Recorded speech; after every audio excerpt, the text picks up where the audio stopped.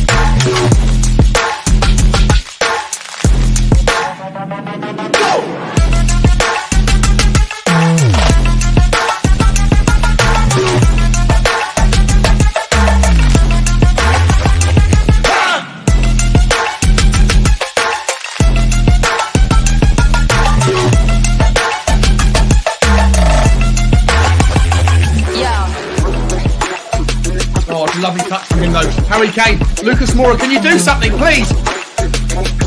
Last chance, Matt Doherty! Oh, you shite! There could be from the dead to the don't fuck it up now, don't win it! Let's go. Last chance! Stephen Bergwijn! Stephen Bergwijn's through! Win it, Stephen! Come on! Yes! He's won it! He's gonna win it! Oh my God! Oh my God! Oh! We did it!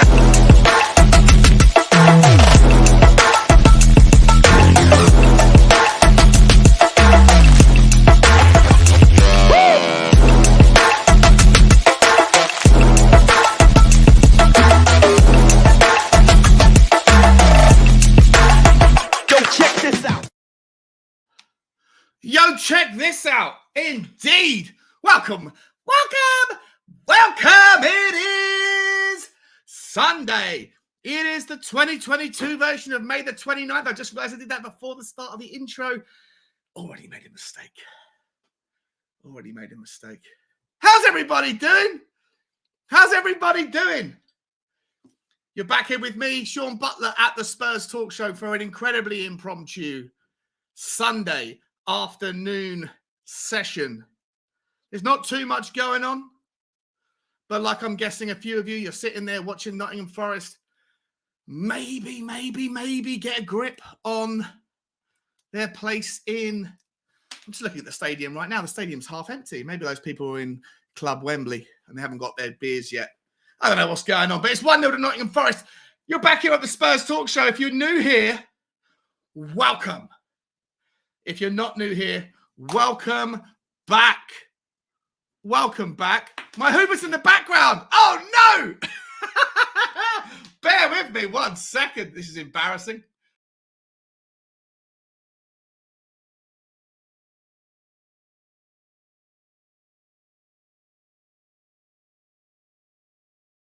And we're back in the game. We're back in the game as though nothing ever went wrong. Nothing ever went wrong at all. So impromptu, you forgot to do the housework. Ladies and gentlemen, how's everybody doing? We got a little bit of news out today. I'm just going to go through everything. If anyone wants to join the chat, Nick, Derek Hutchinson, thank you very much. Needed some ice for my drink. Ladies and gentlemen, if anyone wants to join the chat, you're more than welcome to.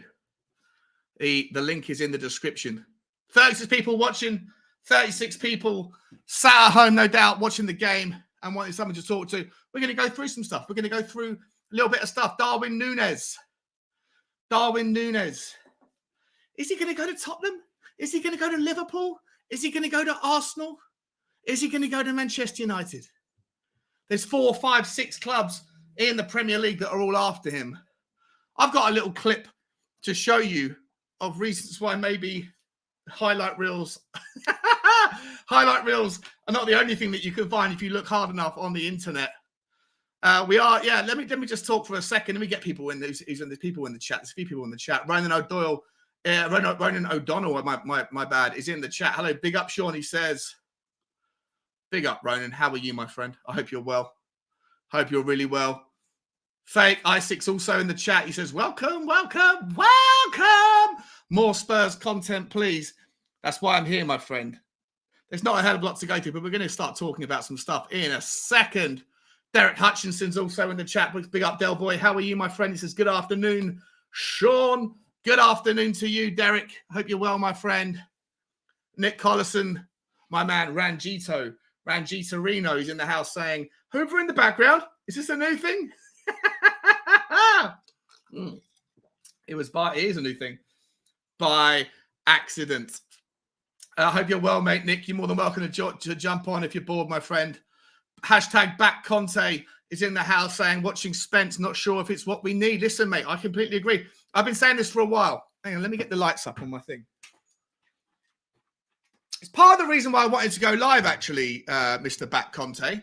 I'm not that fussed by him. Like, I love Dave Harris and Jack Kanicki over at the Irish Hotspur. I'll be on their show tonight at 9:30 for their season roundup review show. But these two are like massive Jed Spence advocates. And I'm not, man. I'm really not. I've gone out of my way. I haven't just watched this highlight reel on YouTube. I've tried to go and watch extended highlights of Nottingham Forest over the last, run up into the season. And I don't know. I just feel like it's another one of these maybe players. Maybe look, for 15 million quid, maybe you can take a punt. It's not like a Brian Hill transfer where you pay 25 million plus whatever residual value was left inside of Eric Lamela. And I don't even think that Brian Hill, hot take here, I'm not even sure Brian Hill will ever play another game in a Tottenham jersey. I just don't think he works in a Conte system. And I'm not entirely sure what system he will play in the Premier League. But I don't think he'll play whilst Conte. I think Conte's already said, rumours are that Conte's already said he doesn't figure in his plan, so he's going to get loaned out again. This is my problem with some of these young players. They come in with a big hype. They got a good highlight reel. They might end up being fantastic players, but it's horses for courses. And for me, I'm not sure if Brian Hill's the guy. And to bring it back to the point I was making, I'm not entirely sure if Jed Spence is the sort of guy that we need. I think that, if I'm honest, Emerson is young enough to be put into the one for the future category. I think that Conte's someone. Look, they're saying it's 99.9% done. Haven't been impressed with him today.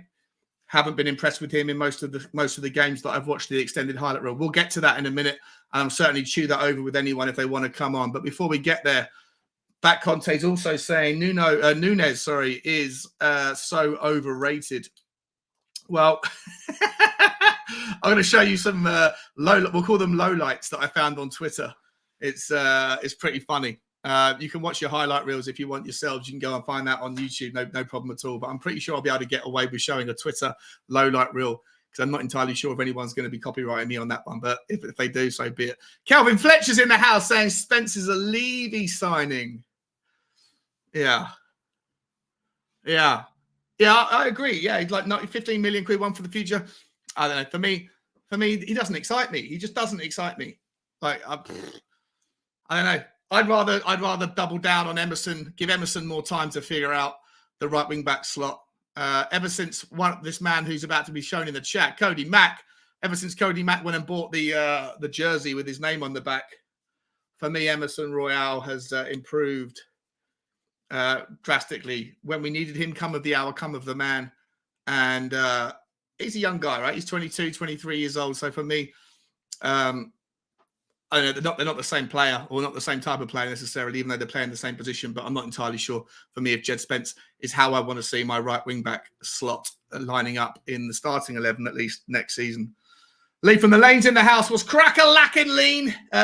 Lee from the Lane. Lean almost called you. It's Sunday. Big up, Sean. Big up to you, my friend. Nottingham Forest on the break here. Cleared away. Yes, Spence seems a bit underwhelming, says Lee. Tend to agree, mate. Tend to agree.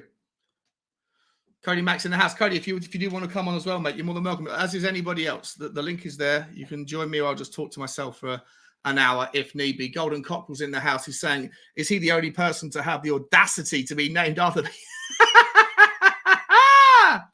Is he the only person to have the audacity to be named after the people that bring him his ice? Possibly, but we love him. It's Sean Butler's first talk show. Hashtag all one word. Love that, mate. I love that. Stephen, I think it is. Is it Stephen? I'm not sure what Golden Cockerel's first name. I think it's Stephen, but I might be wrong. That's a fantastic comment, though. I'm gonna star that one. I might take a screenshot of it. Fake Isaacs in the house saying, let's hope the Hoover is the only thing that sucks this transfer window. Elbow cough. That's embarrassing. I didn't even look behind me when I went live.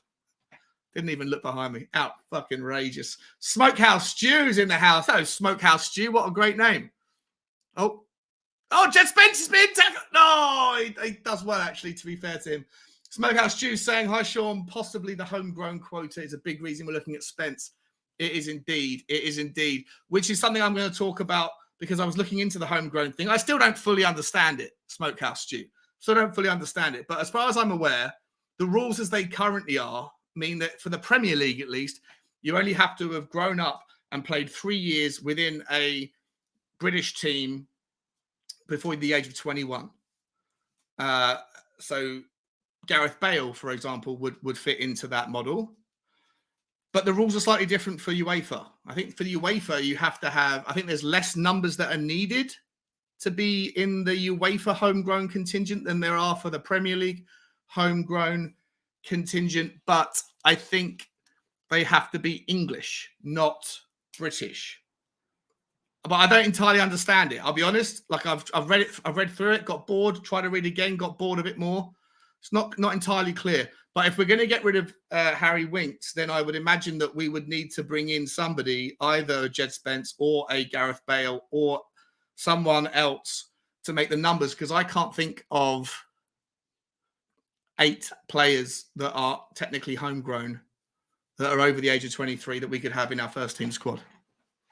We can talk about that, though. We can talk about that. If anyone knows, please enlighten me. John 071 is in the house. Arsenal are also interested in Jed Spence. Well, this is one of the reasons why I went live, guys. I wanted to talk to you guys about this.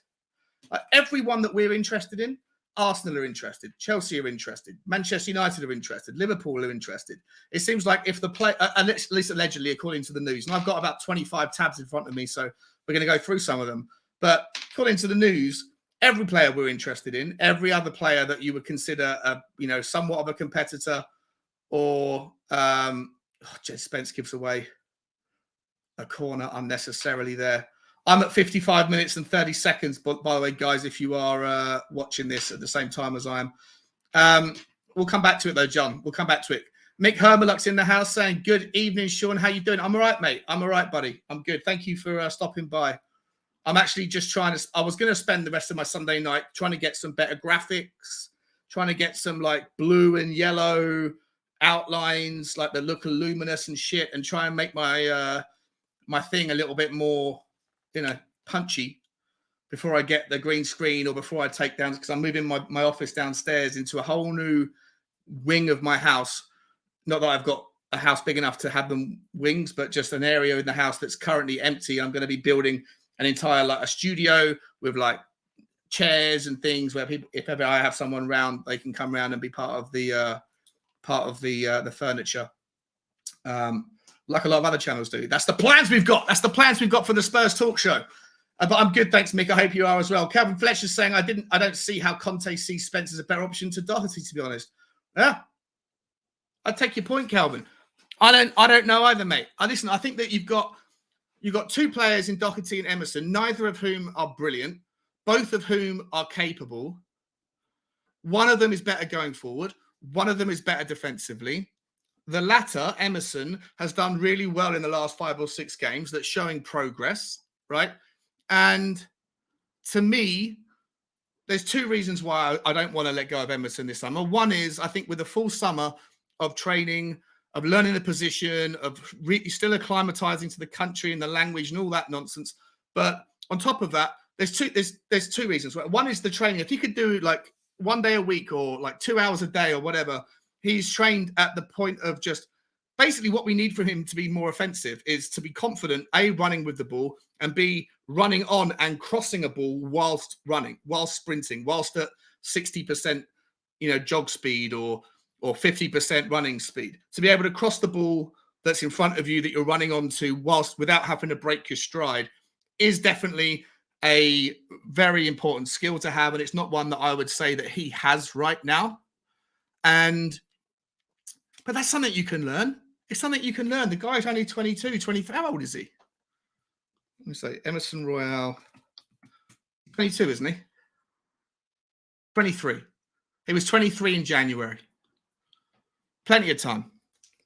But also, the other reason why is that where he is good is when we have to play the 5-4-1, right? When we do the low block in the Premier League, he's brilliant. He's better than Doherty at playing in that role when 80% of the time, 70% of the ball is with the opposition, and we do the 5-4-1, and then we try and break. I think he's better at Doherty in that role. I think he's proved himself this season to be very good. Same with Sessegnon on the left. But you only need to play that role maybe 5-6 games a season. Liverpool home, Liverpool away, Chelsea at home, Manchester City home and away, potentially. And then maybe you could argue United away. Maybe you could argue Arsenal away. That's kind of it, right? So something between 5 and 8 games a season is where you kind of invoke that 5-4-1 system. And so Emerson's strengths in that world are it's versatile, it's desirable, it's necessary, but it's not necessary every week. However, in the Champions League this season, we're not playing conference. When we go away on Wednesday nights and Tuesday nights in the season coming up, there's going to be quite a few occasions where we're going to need to have the 5-4-1 in play. If you get Bayern Munich, you get Real Madrid, you get Barcelona, you get Paris Saint-Germain, you get maybe even Atletico Madrid. If you get Ajax potentially, right? Like there's quite a few games where both at home and away, or at least away, you're going to be 5-4-1ing it. And so the frequency in which you need an Emerson or Emerson's strengths is increased. And so for that reason, it doesn't make sense to me to get rid of him and bring in a Jed Spence, who doesn't have, first of all, he's never played at that level. So we don't know what he's like. He might be good at the championship level, but we don't know what he's like at Premier League level, nor do we know what he's like at European level. But for me, I just think that there was a reason and a rationale for Emerson Royale to hang around. We'll get to that. I've already kind of said it now, but we'll talk about it, I'm sure, no doubt, in a minute. Back Conte saying he seems quite lazy. It is Steve. Good to see you, man. Good to see you. That was very funny, by the way. That made me laugh. Lee Richards is in the house. All my comments have disappeared. Where are they? Lee Richards is in the house. He's saying, despite the rumours, we'll be surprised if Spence joins. He doesn't seem like a certain type signing, a Conte type signing. We know Conte only wants players who can help us challenge for things next season. Is Spence that kind of guy? It's a great question, Lee. It's a great question. What does everyone else think in the chat? I personally agree with you, mate. I'm not that bothered about him. If we don't sign him, not interested. If we do sign him, the only part about that signing that I'll be happy about is that Conte obviously wanted him, and it's another early signing. But from my perspective, Not that bothered. Although I know that people like Dave and Jack and other people in the community, like that they wax lyrical about this kid, but I don't know. I'm looking at him right now. He's not done anything so far. Thanks for your comments, Lee, and thanks for stopping by. Scott M's in the house. What's cracking, Scott? Good to see you, my friend. He said Spence obviously much better than Royale, but I would feel better if we had a quality older guy ahead of him, like Perisic on the left. To me, Doherty is not good enough for that role. Yeah, well, look, I mean, I'm not sure he is better than Royale, if I'm entirely honest. He might be better going forward at the moment, maybe, but we've only ever seen him do it at a championship level. I'm sure if you put Royale into a championship side, then Royale would look better than he has done until now. But I take your point. Listen, I actually think that Perisic can play on the right. I think he played on the right when he was in Germany. At Bayern Munich, I think it was, or wherever he played in Germany, he played on the right a few times. He's definitely very two-footed. I think he could play on the right-hand side. That's why I'd rather see us go after Kostic as well as Perisic. But, I mean, that Kostic deal seems to have quieted down a little bit ever since the Perisic news broke 48 hours ago. So we'll see. We'll see. Good to see you, Scott. Hope you're well, my friend. Dermotron's in the house, ladies and gentlemen. Good afternoon, Shawnee. Hope you're well. And it's race day. I'm okay. Monaco. I'm okay. Monaco now. The Indy 500. And Sean, what more do you need? The Indy 500. Oh, that's the American race, Indy 500. Oh, so okay. So you're sitting there, you're chilling out today with I heard the Monaco race was a little bit fractured. There was lots of stoppages and things. There was a yellow flag and a red flag and all those, rainbow flags. I hope you enjoyed it, man. Hope you enjoyed it. Let me know who won. Lukey's in the house saying, good evening, Sean. Great to see you. Good evening to you, mate. Good evening to you, buddy. Hope you're well. Mr. Dazzy, 68, said, mate, why have we not got Kostic in yet? For Christ's sake, he's better than Sessegnon and Reggie put together, unless he's happy in the Champions League with Frankfurt. I mean, I like it, mate. I like your thinking. I wanted us to sign Kostic and Perisic. As I said a moment ago to Scott's comment, I do think that Perisic can play on the right. I think Kostic can play pretty much anywhere on the left side. He can play left-sided central midfielder. He can play second striker. He can play left wing forward, left wing back. Kostic is the total left-sided player, and Perisic has the ability to play up front as well, all the way down the left. But I have seen him play in Germany on the right-hand side, and I think he'd be a great option. Just two versatile players, two utility players that can play anywhere. I mean, you already got a bit of a wet dream with if you could get Bastoni on the left with Perisic and Sonny. I mean, is there a better left side in world football? Is there? Maybe not. Maybe you could argue Liverpool. But we're going to talk about Liverpool as well in a moment, because Liverpool, I don't give a fuck about Liverpool, especially after watching Jurgen Klopp's pathetic, like sore loser-ish press conference after the game yesterday. It was so sad to see. The guy, some poor press guy was like, well, what's the difference? What was the difference between, winning and losing today? And the answer was obviously going to be from a little prick like Jurgen Klopp, they scored more than us. But in reality, like there was so many variables, so many different ways you could answer the question. Was it because of the delay to the game? Was it because of you have trouble breaking down the low block? There was a million different ways that you could answer the question, but instead he was just a pathetic little spoilt little brat who thinks that everyone should play the way that he wants them to, so that he can benefit from having a team that is brilliantly offensive minded. It's madness. But my point being that Liverpool are, Mane's leaving, right? Mane said he's out of here. Luis Diaz last night, absolutely useless. I'm sorry. I said it at the time. I hate to say I told you so, but back in January when we were first linked with Luis Diaz, and then he went to Liverpool and we were going to get Kulusevski instead. Check the tape. I was like, I always would rather have Kulusevski over Luis Diaz all day long. We didn't need a Luis Diaz. I think he's massively overrated. He's the seeing eye test wet dream. He absolutely loves to do the step overs and look great. But if you actually look at what he actually does with the ball, most of the time, it's not that much, especially against the bigger teams. He really isn't all that yet. He could be a fantastic player in the future. I'm not writing him off. I just don't think he's anywhere near as good as people say he is. And if Salah's going to be out of there as well, and Firmino's getting to the end of his time at Liverpool, Liverpool need to rebuild potentially their entire front three. So they're going to have trouble next year. Manchester United are falling apart, thread by thread by thread. It's insane. It's hilarious. We'll talk about that as well. No doubt. Old Soul's in the house saying Spence on the bench behind Emerson. So you'd rather have Matt Doherty go, would you, Old Soul? It's an interesting one about Matt Doherty. Don't know. I feel like everyone fell in love with Matt Doherty a little bit beginning of the second half of the season. And then I feel like a few people started to fall in love with Emerson when he saw the flair, when we all saw him holding the flare up against Arsenal and the performance he put in against Liverpool. You know?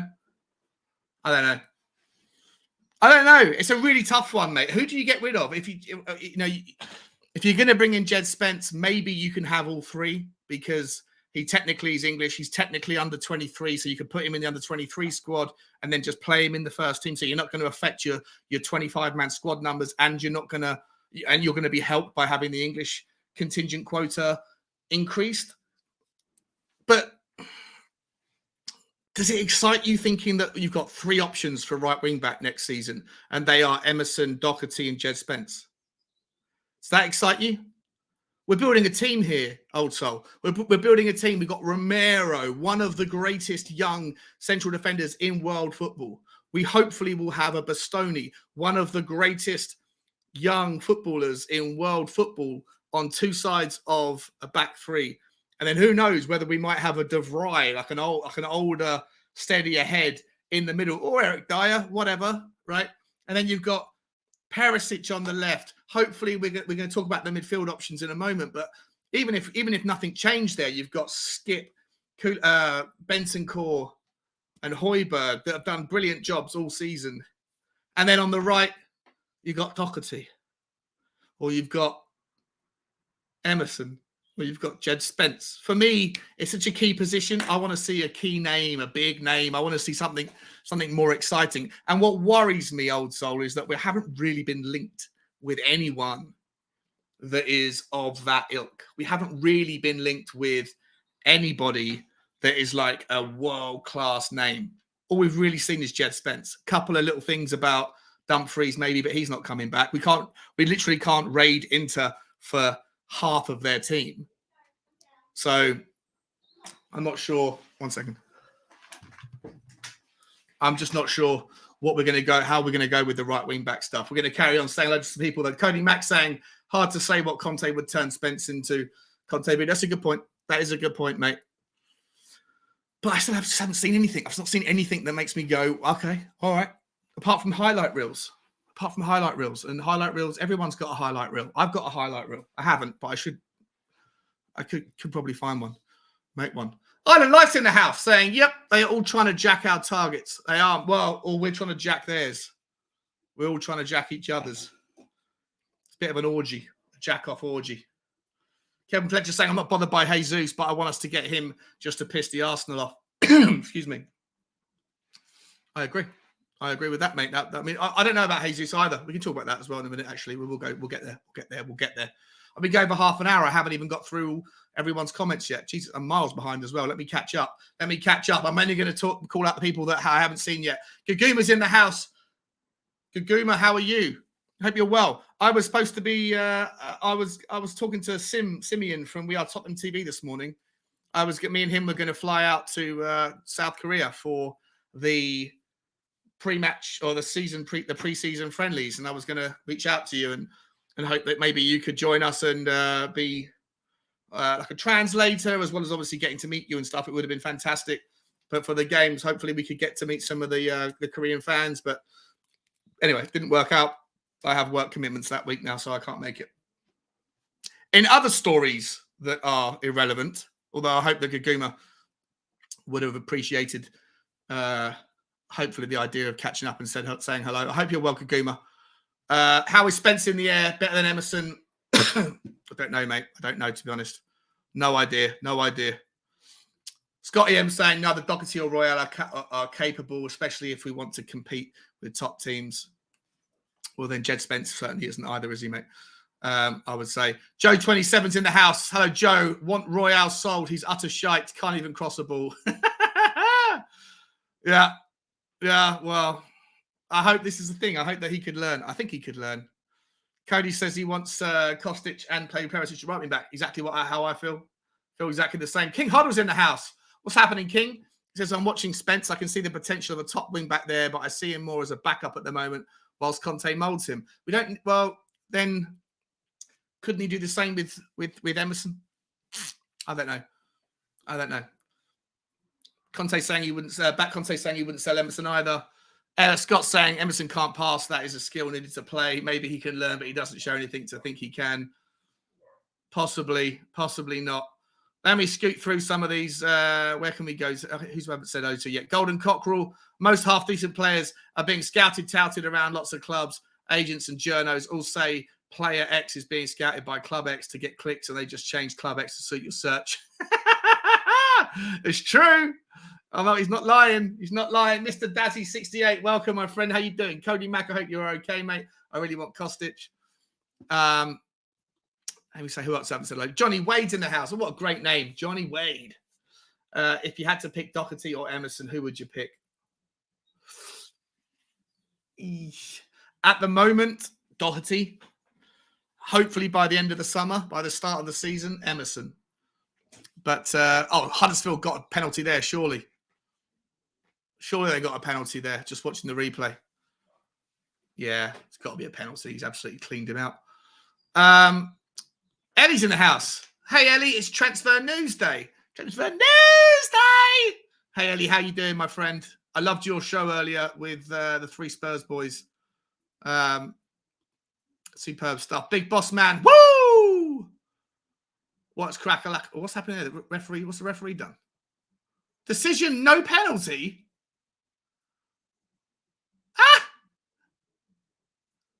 Have I missed something there? That's insane. He cleared him out. I haven't got the noise on, so I can't hear what was going on, but he looked like he absolutely almost broke his foot. Old Soul's in the house. Who else we got before we get into it? James Watson's in the house saying, big up, Sean. Big up, James. How you doing, my friend? Bodril Mazid is saying, good evening, Sean. Good evening to you, Bodril. Hope you're well, buddy. Hope you're well. Who else have we got? There's a lot of wet dreams on the cast today. Yes, there is. Pat Nelson's also in the house saying he can't be sentimental. Completely agree, Pat. You can't be sentimental. Part of life, though. You have to have a little bit of love for certain things. I don't know. For me, I don't know. Like I say, I think there's more potential with Emerson than there is with Doherty. If someone came in and bid 10 million for Emerson or 10 million for Doherty, I'd take the 10 million for Doherty and I'd keep Emerson. That's how I feel about it. But I know a lot of people would disagree, and that's okay. That's okay. It's good to disagree occasionally. Who else haven't I said hello to yet? Aaron Dubb's in the house. Aaron Dubb, where are you? I've just lost you. Aaron Dubb's in the house saying offloading Doherty is just dumb. He's experienced and proven. Oh, shit. Well, there you go. There you go. You disagree with me. There's one person who disagrees with me. Scott M saying he agrees with me. He's concerned about the weak links at right wing back. Who would you like to see, Scott? Who would all of you like to see? Let me know. We'll get things going in a second. We'll get through some news. DB is saying, evening, Shawnee. What's crack-a-lacking, DB, my brother? Hope you're okay, my friend. Hope you're okay.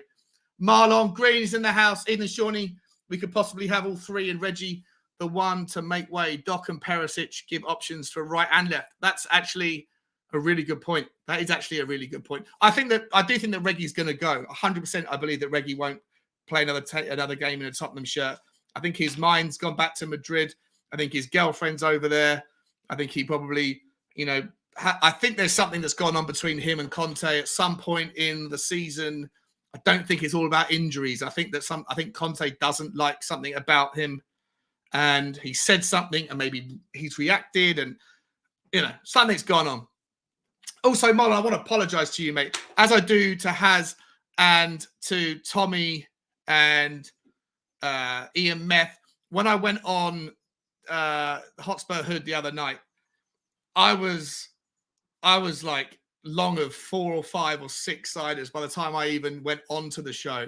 And as the show continued, I had 2 or 3 more. By the end of it, I had no business being on a live stream, and I haven't dared watch it back because I'm sure it probably was verbose and moronic from me for some of the stuff I was probably saying, pissing people off left and right. No doubt. I don't know if that's the case, but either way, I'm sure it's not enjoyable to be on a stream with me when I'm in that state. So I do apologize to you and to anyone else who had the misfortune of having to share the screen with yours truly. Anyway, hope you're well, mate. Come on, mate. Come on, bro. The link's at the top. If you want to come on, same goes to anybody. Anyone who's new, who's watching, no one seems to want to click the link, but you can come on and talk to me as we go through all of the various new stuff in a second. I hope everybody is interested in that. Ellie's saying Darwin Nunez is a talent, Sean. I think he is as well. RAI's in the house saying, hi, Sean. I think Conte can change Jed Spence into a topper right wing back for sure. We can't really decide with one poor game. Everyone has a poor game. 100%. And I don't know, right? Like, this is one of those things where, a lot of people say, like, whatever Conte wants, Conte gets. Like, to me, I'm like, well, as content creators, that kind of, like, extinguishes the point of even talking about it. So I like, as much as that's true, like, if Conte wants him, then, of course, Conte should get him. But we still need to discuss what our thoughts are as a community on whether these players would help. And with Jed Spence, I'm not saying he's not going to be a good player. He could quite happily be a great player. But for me, I've never seen him really work wonders, even at the championship level. I really haven't, And the fact that Nottingham Forest were happy to loan him out to another championship club because they believe that their boy, I think his name's Jones, is better, then I don't know. I also saw on Twitter when there was news coming out, 99% that it was done. A lot of Nottingham Forest fans were going, all right, I'll take the 15 million. I would take the 15 million if I was Middlesbrough. A lot of Middlesbrough fans were saying, yeah, see you later. We don't need you, but we'll the money will go to better use elsewhere. So when championship level teams are not that bothered about their apparent star man being sold to a Premier League club, I don't know. Not entirely sure. Kaguma's saying, Kaguma and Sean, oh la la.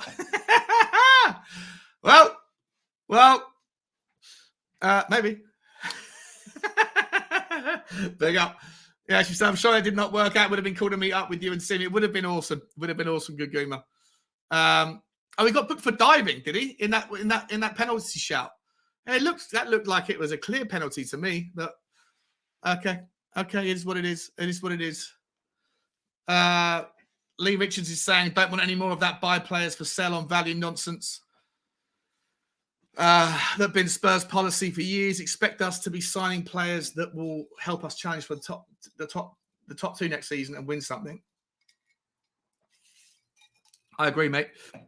I agree. Although I'm also a little bit concerned, I've got to be honest, Lee, I'm a little bit concerned about the pivot towards buying 36-year-olds.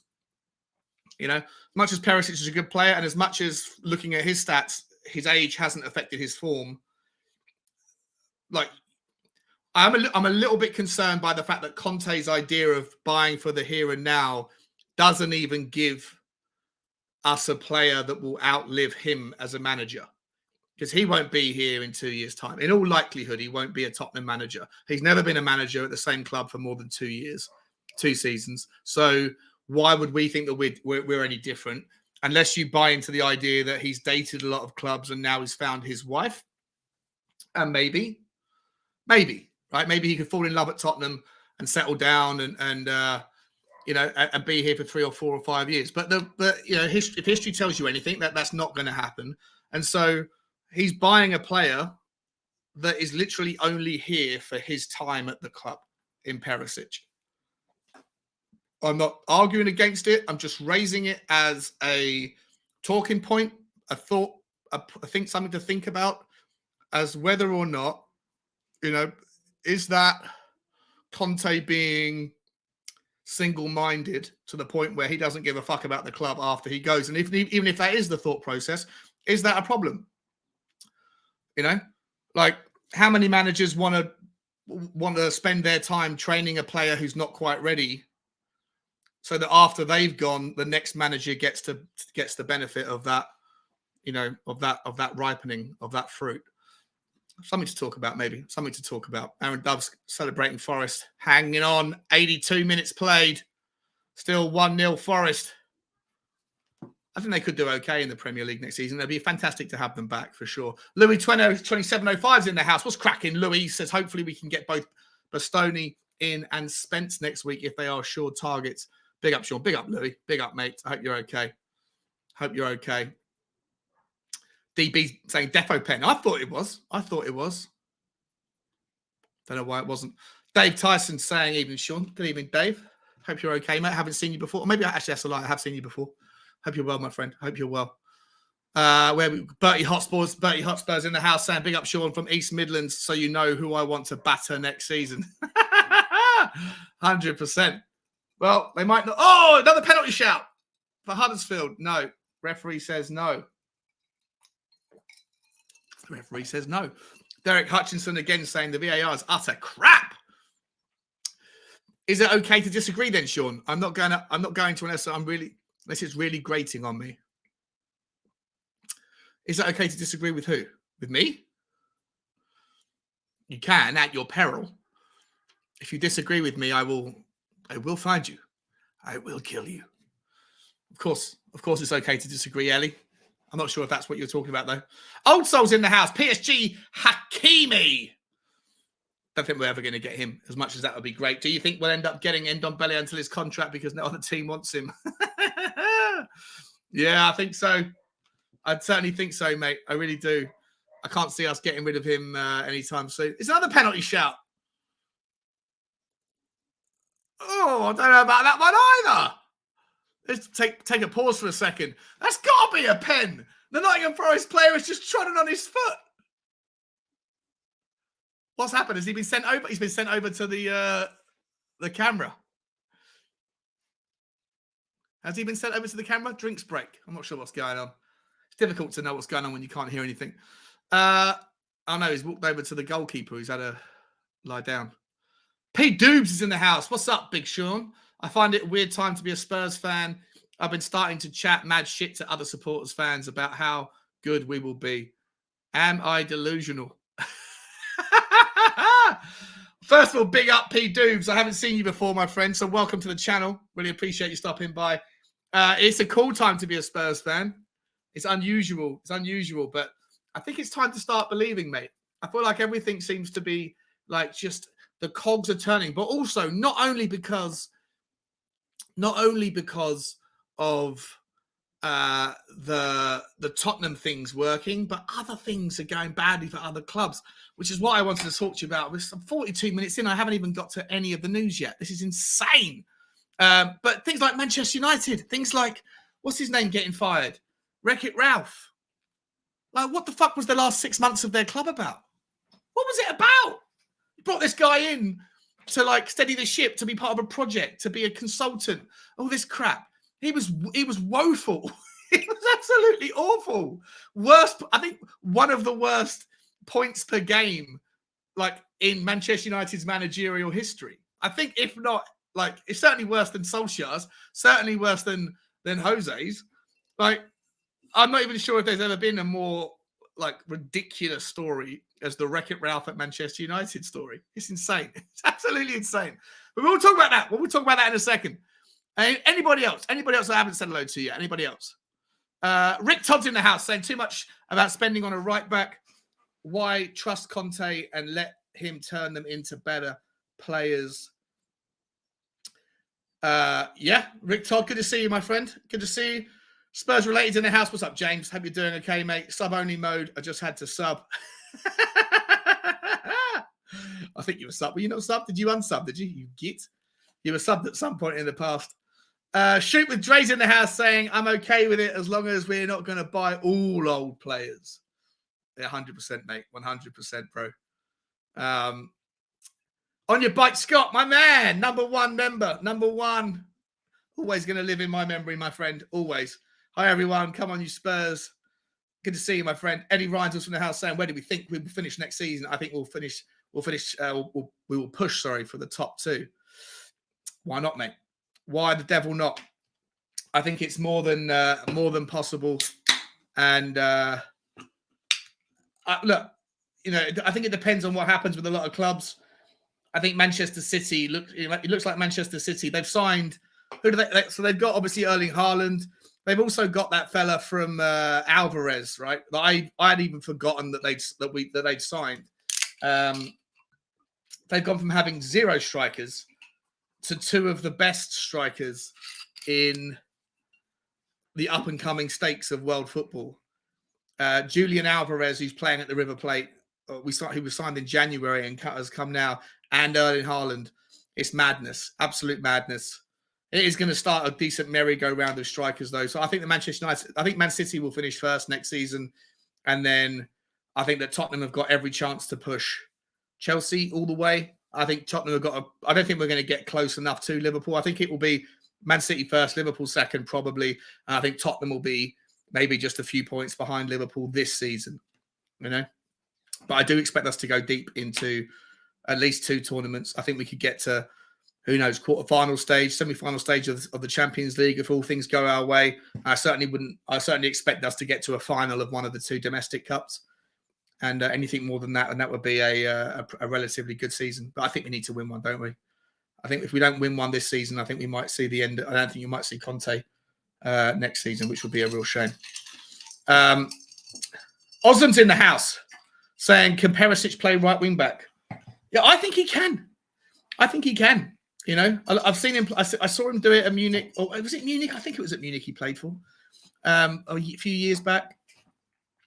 And I have seen him do it at Inter once or twice. He's obviously mainly left-sided, but he's 2-footed player. Maybe think of it like Doherty playing right wing back and Doherty on the left, but like levels above. That's what I would say about that. Mr. Dazzy's in the house saying, Sean, would you take Daichi Kamada from Frankfurt?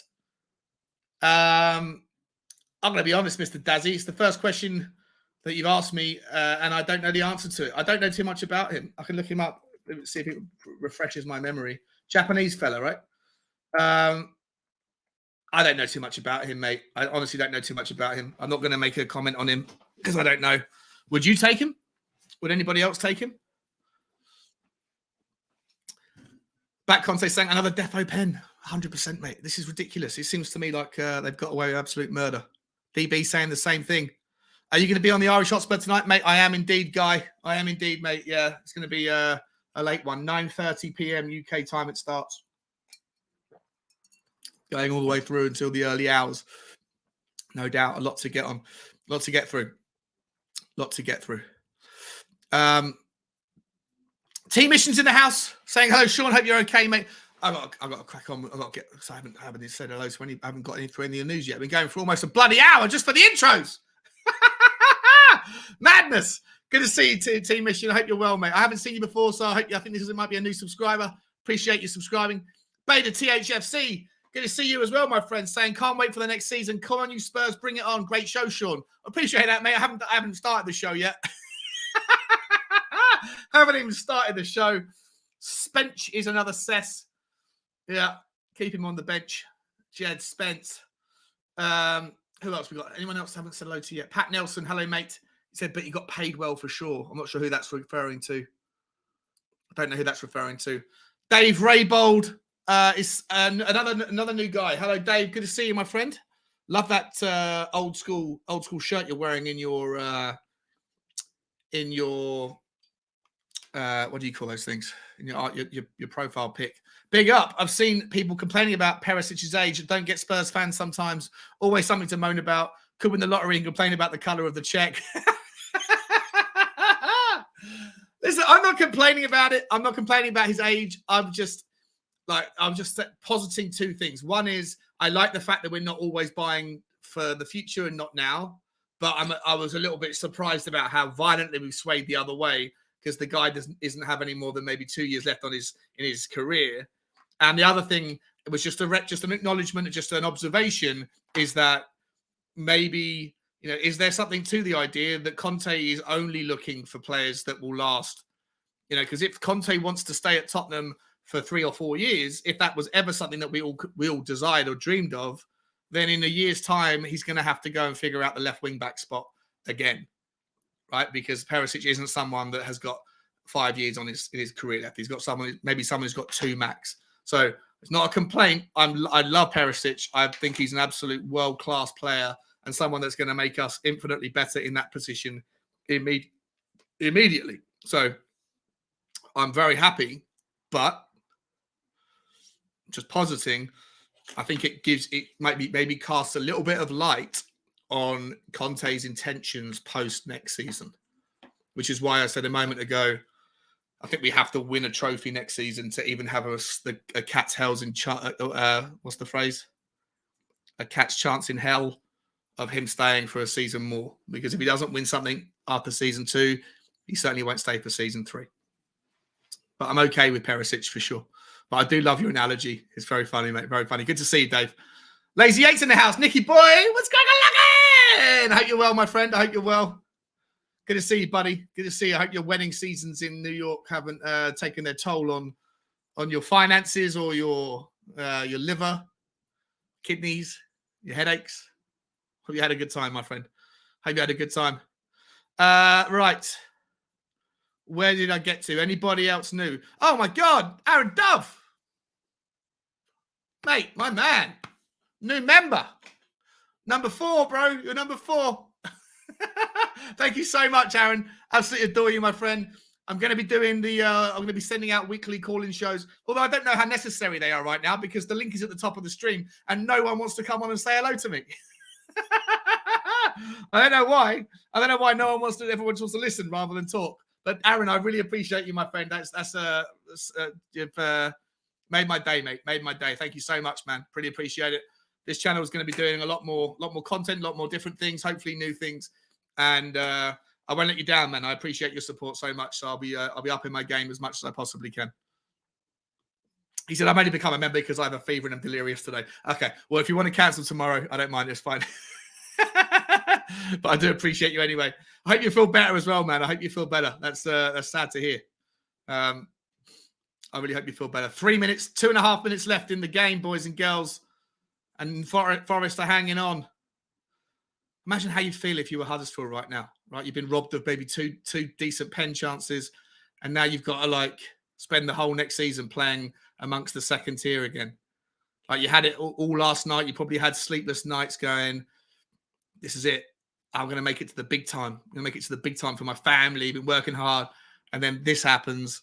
And then you've got to do a whole nother season. It must be so hard. It must be so hard to get back up for the second season if you lose in the final of the playoffs. It must be like one of those props to the manager if they can find a way to kind of get those boys to go again in September. Let me just get rid of these boys and girls. Where are they? How do I get rid of them?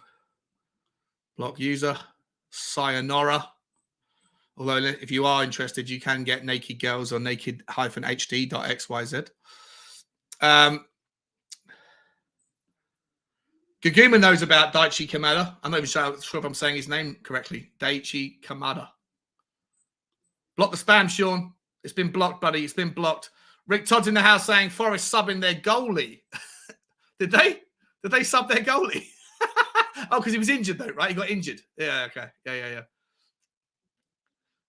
Sean's saying, do you want another admin, mate? I'll be interested. I'll certainly set you up as one of those what are they called? You know what I'm talking about. Yeah, the admin things, whatever they're called. Moderators. 100%, mate. I'll do that after the show. I really appreciate that. Loves Music's in the house saying, oi, come on, you Spurs. Guys, we've been going for an hour. I haven't even got through everyone that's new here. Guys in the house, again, would you take Brennan Johnson from Forest? No, thank you. Wouldn't take anyone else from Nottingham Forest. As much as he's a good player, I want Tottenham to go to bigger places, Guy. I want Tottenham to be looking at better standards. As much as he is a good player. He is a good player. But there's plenty of good players in teams that are lower than us in the Premier League that I also wouldn't take. Jack Harrison, for example, from Leeds United is a player that we've been linked with. And a lot of people think he's a player that would make us better. And he might do. But for me, I want to see us going for Conte level targets, not for not for players that hopefully will improve in a better team. Okay, what did I get to? Will Stewart's in the house saying, so now that Sonny is getting glances from across the room from Liverpool, the same people who said he should be benched are swooning about how he'll never leave. Sickness. Okay. I don't know who you're referring to. I don't know who you're referring to. I don't think Sonny will ever leave. Listen, but there's nothing wrong with the player being benched occasionally, Will. Nothing wrong with that. Nothing wrong with that. At times in the season, when after the Leicester game, Sonny wasn't playing great. After Bergwijn did his double bit of magic, Sonny wasn't playing superbly. He wasn't. And even go back to the Liverpool game in December, when like he could have put 3 or 4 chances away. Nottingham Forest have done it, people. Nottingham Forest are up. Huddersfield stay down. Welcome back to the big time, Nottingham Forest. How long has it been? How long has it been? 25 years? Can anyone look that up? When was the last time they were in the Premier League? 30 years ago? Was it like 1993 or something? Insane. Well, I love you, mate. I don't know who you're aiming that at. I wasn't someone that asked Sonny to be benched, but I've always said that Sonny should be subbable, and Sonny wasn't subbed pretty much ever in the Premier League, despite him sometimes playing badly. Look, he's a brilliant player. He's a fantastic player, but I'm not going to apologise for saying at times in the season he didn't play badly and he was left on the pitch when until the very last second, or left on the pitch the entire time. And when he was having a bag, he didn't score in every game. So there were games when he could have come off and wasn't. But there's no sickness here. I'm a massive fan of Sonny, and I don't ever want him to leave. And as long as he's happy and successful at Tottenham. Chris Agomba's in the house saying hi, Sean, mate. Hello, Chris. How you doing, my friend? I hope you're well, buddy. I hope you're well. Henry Sagoe.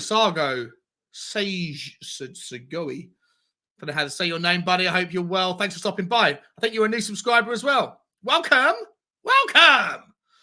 Back Conte saying, don't worry, he's coming as well. What have we got? King Hoddle's in the house. I've said hello to King already. Gaguma with a super sticker. Thank you so much, Gaguma. I need to get it up. I can't see it. Let me see if I can find it on my other stream. Where would it be? Oh, it's Bravo! It's a Bravo!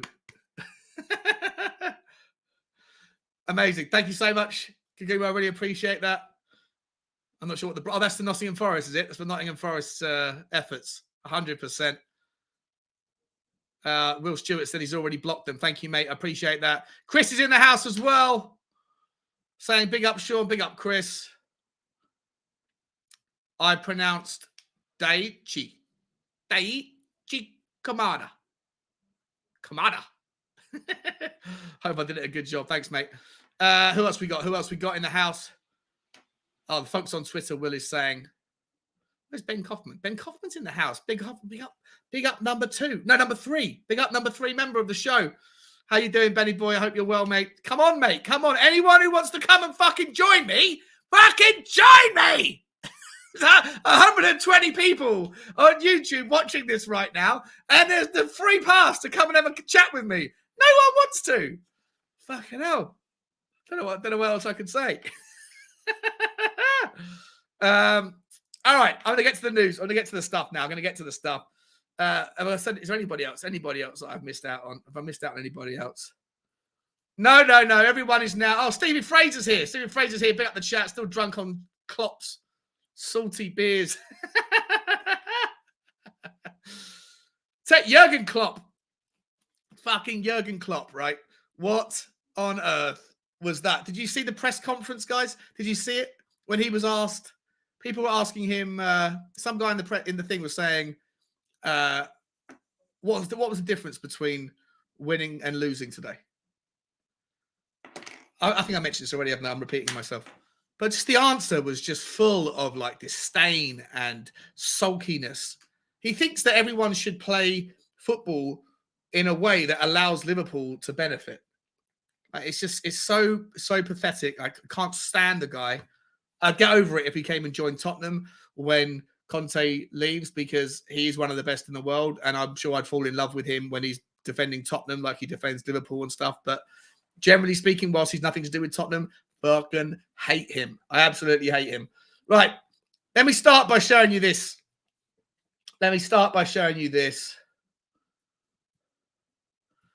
For anybody who was interested, I might get. I hope I'm not going to get a copyright strike here, but I'm gonna try it anyway. Let me get rid of this. So Darwin Nunez, right? Darwin Nunez. I'm sure if you want, you can go and find. You can find a clip of Darwin Nunez's highlights and how many goals he scored. I can get it up for us. Let's get it up right now. Where is he?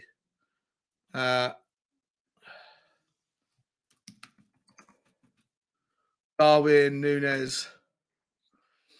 In the time he's been at, oh, come on.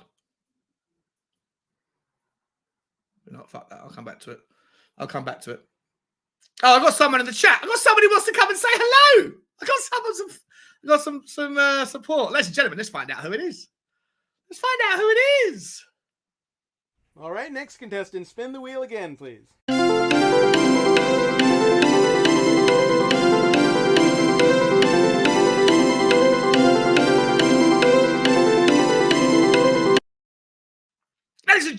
Ladies and gentlemen, you might know this man as the man who once upon a time had the audacity to be the only guy that I was aware of in the community to put numbers in his name, that subsequently became the guy who was no longer the only guy in the community with numbers in his name, but then the only guy in the community who changed his name from numbers in his name to Cuba Sexy. Ladies and gentlemen, give it up for Cuba Sexy. Okay, Sean, how's it going, mate? Sorry, mate, I got your message late. I was sleeping. That's all right. What are you having a nap for at 4 o'clock on a Sunday? What are you going to do about it? No. Why not? You know, like you keep a reasonable hours all the time, don't you? I do. I think very unreasonable hours, mate. Yeah. How's things? You okay now? Yeah. Fine. Have you got a drink in front of you? Yep, I have. Yeah, nice. Where is it? Kronenberg. Lovely. Right, I want to start with this.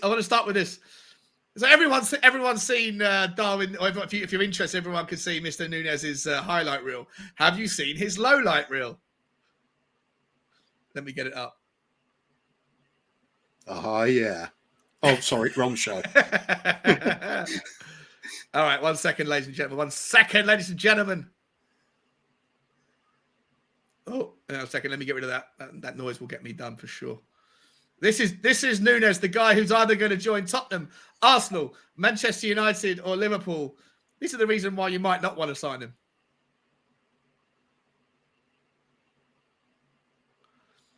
There's him in the background. Straight through the legs. He nutsed himself.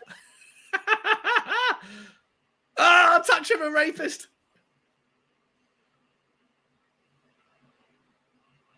What are you thinking, Kuba? This is a player you want? I'm thinking this is not the highlight reel I've seen.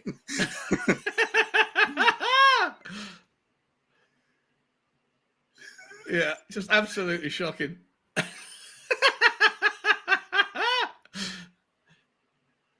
I mean, this is all over like 6 games. Yeah, but well. I mean, you could. Oh, right. I was going to say you could do one of these about Messi if you'd like go through enough footage. I know, but I think the reason I'm doing it is because highlight reels tell you sweet FA. If you were to look at Ronnie Rosenthal's highlight reels from his time at Tottenham, you know, especially that Southampton game when he put that hat trick of goals from outside the area. Oh, what a terrible finish that was. I just feel like highlight reels don't tell you enough. That you need to like watch more of like extended highlights of individual games to see how he look at that absolute fucking mess.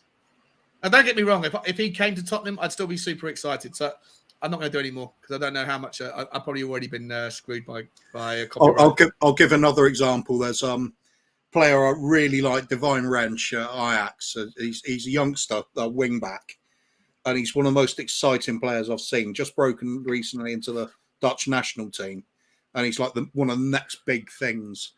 But his highlight reel, it just looks, bang average. There's hardly anything to put there. But you watch the games, and it's he's something else, different level. 100%. Hang on, hey, stay there 1 second, Kuba.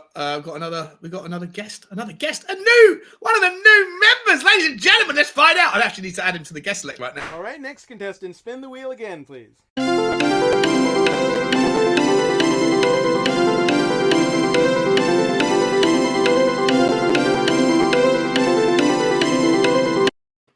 Ladies and gentlemen, straight over from Ireland. I think he might be a little bit sick, under the weather today. He's just lost his mind, joining a membership of the team. He's part of the new Spurs Talk Show Ponies.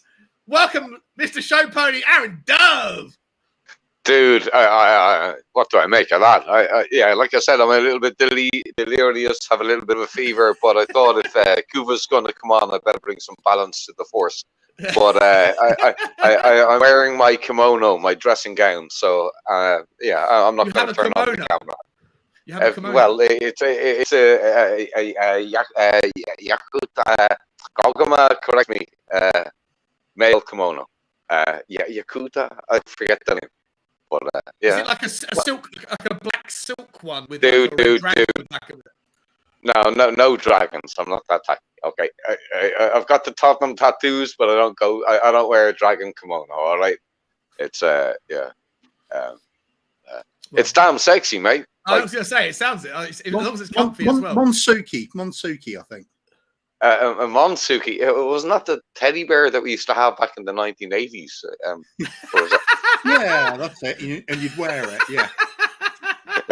That's insane. You'd skin it and wear it. Hey, Aaron, mate, thank you so much for joining us a member, man. I really appreciate it. Like I say, if you're feeling better tomorrow and you have a change of heart, there's no hard feelings, bro. Dude, the only thing that's wrong with me at the moment is I've got no beer. And the shop's closing in like an hour and a half, so I'm gonna have to boot it over and just wash the fever away with a couple of beers, man. And Forrest, come on, Forrest. Yeah, there come on, go. Forrest. Gaguma to the rescue. She's corrected me. What she said? Hakama pants. Hayori top. Oh, hang on. I see. Yeah. Nice. Sean, you're very well. You're very good at pronouncing Japanese, by the way. You pronounce Daiichi correctly. Oh, thank you very much. That comes from all of my 5 seconds of reading words in English and hoping that the phonetics sound about right. But, yeah, I appreciate that, mate. It was a complete stab in the dark. I'd love to go to Korea. I'd love to go to Japan. It's part of my bucket list. I'm so very devastated I couldn't get over to on July the 5th or that middle week of July. Simeon from We Are Tottenham TV and myself and a guy called Simon, all three of us were thinking about going. I think those two might still well be going, but I just couldn't do it with work commitments. So I was going to tick off bucket list. Although I looked up just to see how I'd fare over there. I was like, what do South Koreans think of fat people? Because I put on a lot of weight, and they were like, and this Google answer turned around and said, South Koreans consider fat to be loserish. So if you are fat, you are a loser. And I was like, oh, well, okay. I'm not sure if that's true or not, but if it is true, then so if we go over, we're going to have to wear Arsenal shirts. Is that it? Sean, when I was there, right, my name is, my English name is Alan, right? Al, people call me Al. When I was in Korea, I found out that, and at the time I had a shaved head, Al means fish eggs, right? So I very promptly changed my name back to Aaron and said, do not call me fucking fish eggs, please. So yeah, there's a lot of funny things and amusing things happening. No, I can't wait to go over there. I absolutely can't wait. It's just not going to happen right now, I think, unfortunately. Barnabas is in the house. What's happening, Barnabas? I hope you're well, my friend. Cooper Sexy. He's saying he's inventive. And Will Stewart is saying you need to watch all touches videos from losses and wins. Only noobs look at highlight reels. Oh, is that something? So you could put in like into YouTube Darwin Nunez all touches, could you? Is that a thing? I didn't know that, Will. I'll do that in future. 100%. But I just thought that low light reel was it kind of leveled me out a little bit because the highlight reel does look phenomenal. I know he's 23 years old. They're saying that Benfica are going to want 80 to 90 million for him because they still owe, I think, 20, whatever the sell-on value for him is. They have to give 20% of that to his previous club, which I think is Almira. And so I seems like a lot of money. Worth that much, somehow. Too much of a risk that for that kind of money. Where do you think he'll end up? Man United. They need to take a punt on somebody. Yeah, I don't know. I mean, he's got a hell of a lot of talent, but he's a real risk. I wouldn't go that high on it. Even the likes of Ronaldo, Man United didn't pay that kind of price for him. Yeah, relative to the time. Yeah, 100%. Kaguma's saying you're not factual. Well, you haven't seen me from the nipples down at the moment. It's all good. It's all good. Anyway. So yes, Al means fish eggs. Anyway, let's get to the next one. Ladies and gentlemen, we've got Manchester United. According to the Metro, Manchester United end their pursuit of Spurs striker Harry Kane and turn to Darwin Nunez. Was that ever on? Like, since when was Harry Kane a major figure, a major target for Manchester United? Aaron, have you ever seen that one before? Yeah, 2 weeks ago, Teddy Sheringham came out with it. Absolute. I'm so good at Teddy. You went to Man United and you won fuck all. Although next year he did win the Champions League. And I forgot that one. Yeah, 100%. Yeah. But you know what I mean. It was good when I read that a couple of weeks back. Teddy Sheringham was saying that Harry should go to United to win something. Oh, where are they? Where are they now, man? Come on, Delia Smith. Yeah, you know what I mean. Like, it's daft. It was daft. But I was heartbroken to hear Teddy coming out with that. Like, he was a player that I grew up on. You know, my first game, my first home game at the Lane. I think it was about 2001. Teddy and Les Ferdinand. We were 1 down to Burla, and we came back and won 2-1. And Les and Teddy scored in the second half. But man, that broke my heart. Like, a couple of weeks back to hear Teddy, a boy who played for us twice, come out with that. It's just Sky Sports wank, mate. It's like conjure up a fucking story and. I suppose there was kind of truth to it back in his day, though, wasn't there? We were certainly going nowhere at that point, and he did leave to win. But I don't think you can say that under Conte now. We're going places. Yeah, 100%. And as Aaron rightly says, we're a Man United now. Well, they're falling apart, mate. Like, they're falling apart. Like, can we talk about this for a second? Like, I know this is a Tottenham show, but I find it interesting always just to bring in, especially other stories from especially teams that you consider to be our rivals. Like, what the fuck was the point in Reckit Ralph Rangnick going to Manchester United? What was the point? 6 months wasted. Yes, go on, Aaron. Yeah, go on, mate. Aaron? Yeah. Okay. Cooper? What was the point in what's he done? He's come in. He's got less points per game than any of Manchester United's previous managers. Any of them, right? He's he came in to get Eric Ten Hag. Eric Ten Hag gave a statement saying I don't know anything about what Reckit Ralph's going to be doing for this consultancy role, but it's nothing to do with me, but not really interested. Like, for me, Eric Ten Hag, I don't know if you saw Eric Ten Hag when he was walking out of a building towards a car and the Sky Sports journalist tried to ask him a question, and he had these two giant minders, bodyguards, that basically wouldn't let Eric Ten Hag and wouldn't let the Sky Sports guy ask the question and shouldered him away. And the Sky Sports guy was like, mate, you're the manager of Manchester United now. You've got to deal with this sort of thing. I don't know if you saw that clip, right? But yeah, I did. To me, I was like, fucking hell. Like, Eric Ten Hag is already shunning the main media press. That's not a good way to get your feet under the table at Manchester United. Plus, Reckit Ralph saying, well, you know what? I'll drop down to 6 days a month as a consultancy role. And then him getting kicked out because obviously Eric Ten Hag doesn't want him being a bit participant in the story. To me, Manchester United are further away now from any kind of level of security or structure than they were before under Ole Gunnar Solskjaer. It's interesting, isn't it? Reckit Ralph, only one purpose for him. I think you'd have to liken him to Preparation H, wouldn't you? Well, he's there for. It's just to get the things ready for the right manager to slip on in there. Yeah, it was a bizarre thing in the first place. You think you'd make more of a big deal about the manager coming in the first place, but why make this big deal of an interim manager? You just sort of appoint them on the quiet, just backroom staff or something. I mean, I'm sure the likes of one of the ex-players going to come in as well. Just tied them over to the end of the season, wouldn't have done any harm. It's just strange. It reeks of sort of desperation, like they want to have a plan, but they're not quite sure what it is yet.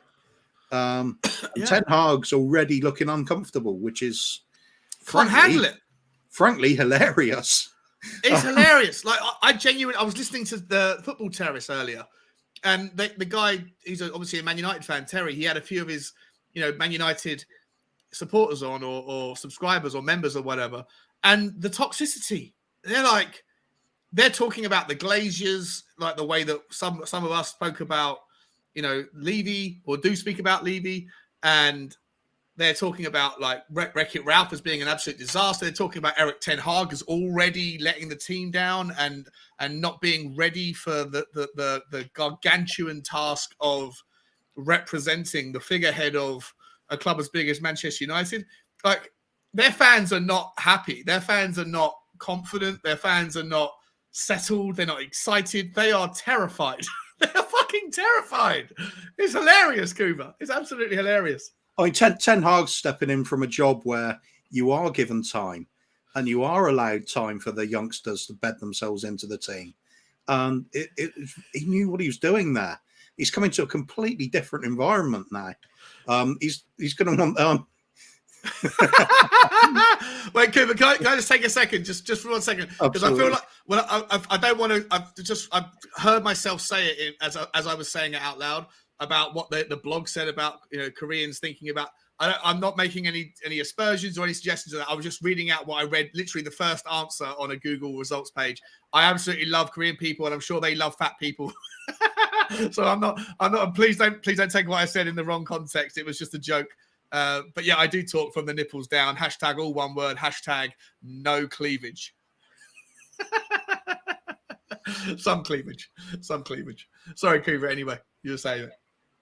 No, I'm finished now. Okay. No, it's just Ten Hag. He looks out of his depth already. Sounds out of his depth. It's not a comfortable place to come, Manchester United. There's a level of expectancy that he won't be used to. Like, as I said, Ajax are a very patient team when it comes to their managers. They know the score.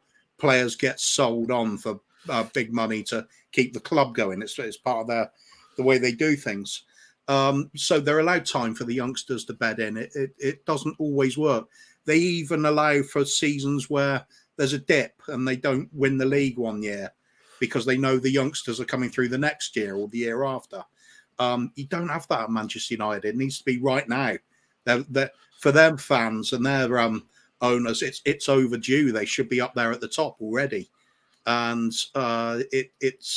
he's into the he wasn't even in a frying pan. He's just straight into the fire. It's a rude awakening for him, and I think he's going to struggle. And it looks like it already, doesn't it?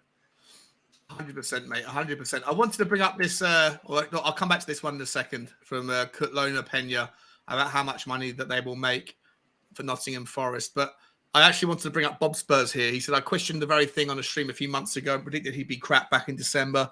Never wanted him when he was linked with us. An overrated plop. Yeah. Yeah, I mean, listen, I was someone that was a little bit excited about the prospect before Conte came in. Like, if we had the choices of Fonseca or Nuno or Erik ten Hag, of those three options, my choice was always going to be Ten Hag because, he's done wonders in a big team in Holland, and he's taken time, and hopefully you could get those, almost become like, if you had a Levy that never wanted to, to pay up and to splash out, then someone like Ten Hag, if he could bring his scouting network with him, which I don't think he has done, all of them at least, then I would have thought that if he did come to Tottenham with those people, then it would have been a cool thing to see of the options available. But as soon as obviously Conte came along, your expectations change. But what I wanted to call out, Bob Spur put out a fantastic, really, really cool tweet earlier, really interesting tweet about. He said he wanted to know. I'm not gonna take it and run with it now because it's for his show. But he basically said what would be like some crazy predictions that are out there predictions for next season. And I think it's a really cool, interesting question that I know he's going to work with on his channel. But maybe Erik ten Hag getting fired or leaving the club before Christmas might be one of those that you could add to the list, Bob Spur, because it doesn't look like it started well, does it, mate? It looks absolutely awful. John North is saying United in absolute shambles. Ben Kaufman, Kuba's saying, I think Reckit Rangnick wanted the managerial job and failed massively. He absolutely did fail, absolutely massively. He's joined the Austrian national team as well. Why would you do that while still involved in another club? It's like so disrespectful. Marlon Green saying United are just a rudderless oil tanker. Yeah, and those oil tankers take fucking ages to turn around. Absolutely ages. The bigger the ship, the longer the turnaround. And Manchester United is not exactly a small paddling boat. I prefer to think of them as an Exxon Valdez. What the fuck is an Exxon Valdez? You lunatic. What is it? It was a huge disaster. Wrecked on the rocks. There's oil spill for Exxon. Oh, yeah.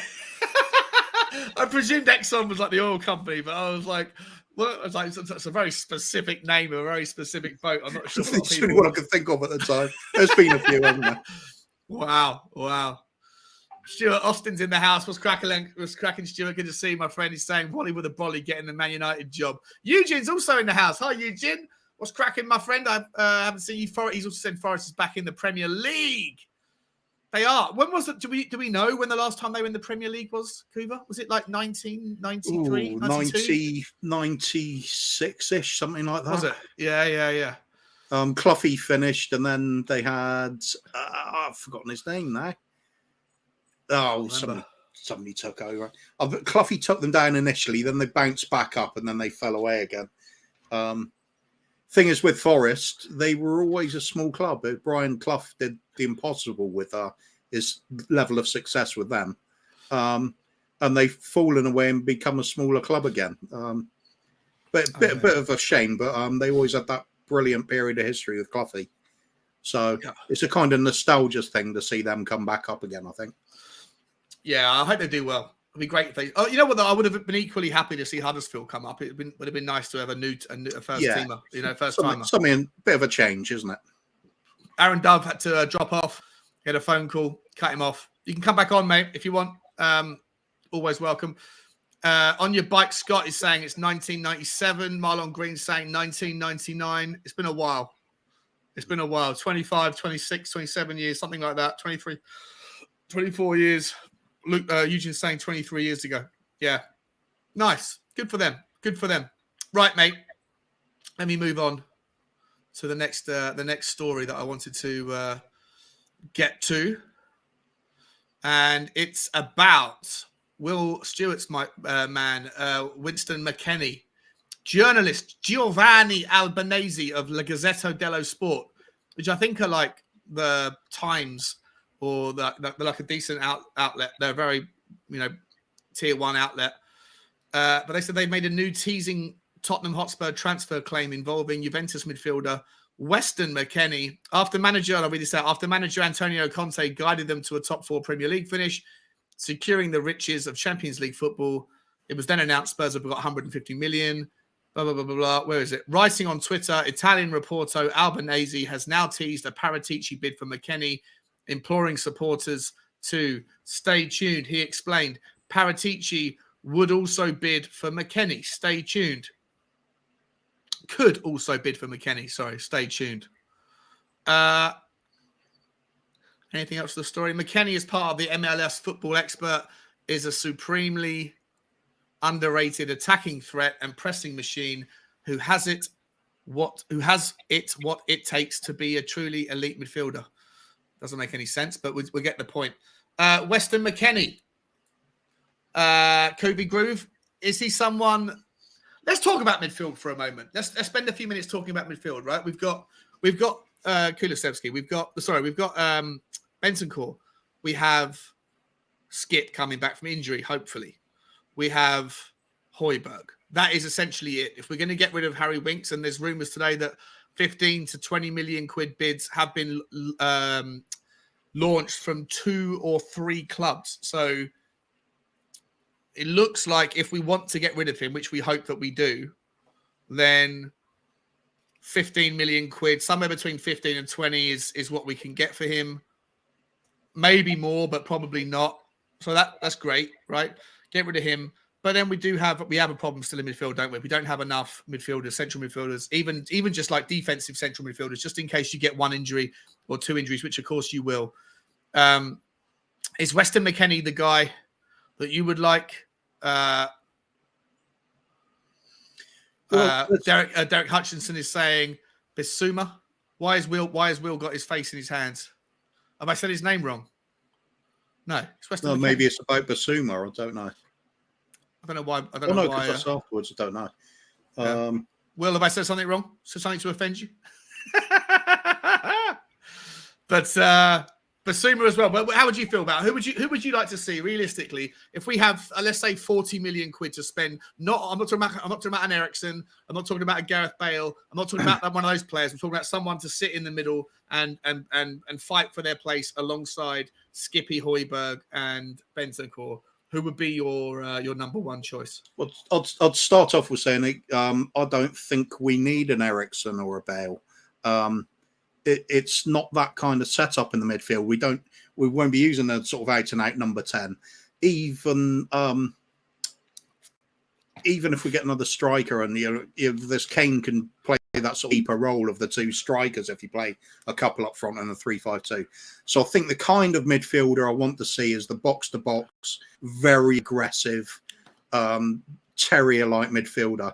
Somebody to pair with Skippy. And in my opinion, if we got enough money for him, I'd love to get Barella. But Weston McKennie, he ticks all the right boxes, but there's just that Weston McKennie. I said Winston McKennie, didn't I? That's probably why he's doing the... That's what it is. Yeah. Weston McKennie. Sorry, my bad. Winston. He ticks all the right boxes, but I just remember seeing an article about Juve being unhappy with his attitude. He has a sort of I know better than you attitude all the time. I don't think that would go down very well with Conte. Perhaps Conte's a bigger personality than he is, and it'd snap him out of that. But I don't want to see somebody that's going to rock the boat. And Bissouma, I think, is an excellent midfielder, but he does have that baggage coming with him at the moment. And I think we need to stay clear of him until it's resolved, the off-field activities with him, because you can't have somebody at your club that ends up getting a conviction for some violence towards women. No chance. Absolutely poisonous that would be. So neither of those two for me. I'd push the boat out, and if it costs a lot more, which it probably would, I'd love to see Barella. Nicola Barella from Inter as well. Yeah. How many players can we get from Inter Milan? Well, they are in need of money at the moment, so perhaps if you really sweeten it and go big on a couple of players. Quite if you've got Perisic, we're trying to get hold of Bastoni. The guy next to them, who's the other fella, the other central defender. That we were after. No, he's at Juve. The guy that was. Oh, sorry. Got an itch or a vitch, is it, at the end of his name? Oh, what's his name? Milenkovic? No, not Milenkovic. I don't know. Hang on, we'll come back to that one. Never mind. Hang on. He's not Brozovic or something like that. No, Inter Milan defenders. 1 second. It is Skriniar. Sorry, Skriniar. Yeah, we were after him. Don't want him. We were after Skriniar. We were after Bastoni. We were after Perisic. We were after Lautaro Martinez. Now you want to add Barella into it. And Dumfries. Don't forget Dumfries. Oh, Barella Fucking and hell. Dumfries. Oh, God, yeah. Half of their team could be Come on, coming. we could give them winks. It's madness. Well, just to confirm, someone put in the comments a second ago about Everton making a bid. The Goodison News has said that Everton are ready to put in a 15 million quid bid.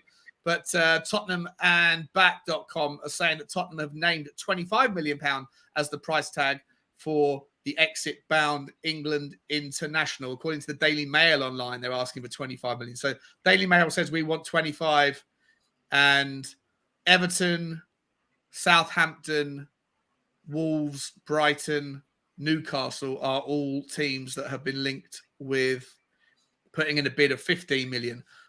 Are we going to haggle over 50, between 15 and 25 million for the guy Kuba? Or is when Conte and Paratici are at the reins, is that it? Are we like, no, like they're going to say, just get rid of the fucking idiot. We don't want him. Thanks very much. Yeah, don't mess about. Just get them in early. Get them all settled. It's what we always seem to do, is leave it too late. Conte is adamant on having players in before pre-season starts. He wants to have the full time to spend with the players, get them prepared, fully ready for kickoff, because it's 3 points on the board, first game of the season. I'm looking to repeat that every single game. You can't have these slow starts, players taking their time to bed in. Just get them straight in. Just get them straight in. Don't mess about. They're like the anti-Levy when it comes to haggling on players. It's just not worth it. How much does it cost your team if you haggle over the sake of 5 million quid and then get off to a slow start in the league? It's you're losing more than you gain from it. I think that's that sort of blinkered view that they want Levy to be out of, which certainly all as fans we want to see that. We want to see the players in nice and early, enjoy the summer, really look forward to the kickoff. Of course, it's always nice to get one at the last moment just for a bit of excitement. But I mean, you don't want that to be somebody you're going to be relying on as a starter. Perhaps that'll be your sort of maverick, unusual signing you weren't expecting at the last minute. That could be just for a bit of fun, really. But that'd be somebody that fits the likes of a Bale or, like an aging player you weren't expecting there, but just adds a little bit of spice into a couple of positions. But let's get the core of the team sorted out nice and early. Will Stewart's calling you. We've seen this. Will Stewart saying, "Tell me you're an Inter fan without telling me you're an Inter fan."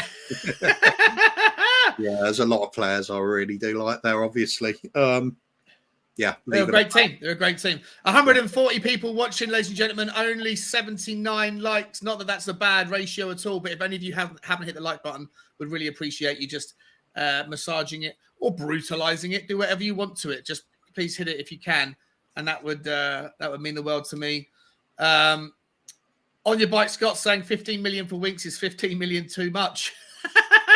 Well, this is the thing though, Scott, right? We do have to remember that if we go and buy another, like there's a tax, right? The English tax. You know, Will Stewart talks about it all the time. Cody talks about it all the time. It's true. And, you know, I actually want to talk with you about this in 1 second, Cooper, because I want to go through it. I want to go through the rules. There's 17 players that you're allowed to have that are non-homegrown in your first team. And I don't know if we have 8 without Harry Winks. And we're going to do that in 1 second. Before we do, Gaguma with the super sticker. Thank you so much, Gaguma. She's saying, good job with the fox or whatever animal that is. What is that animal? Is it a fox or a cat? I'm not sure. But I really appreciate it either way, Gaguma. Really do. Thank you so much, my love. Very, very super generous of you.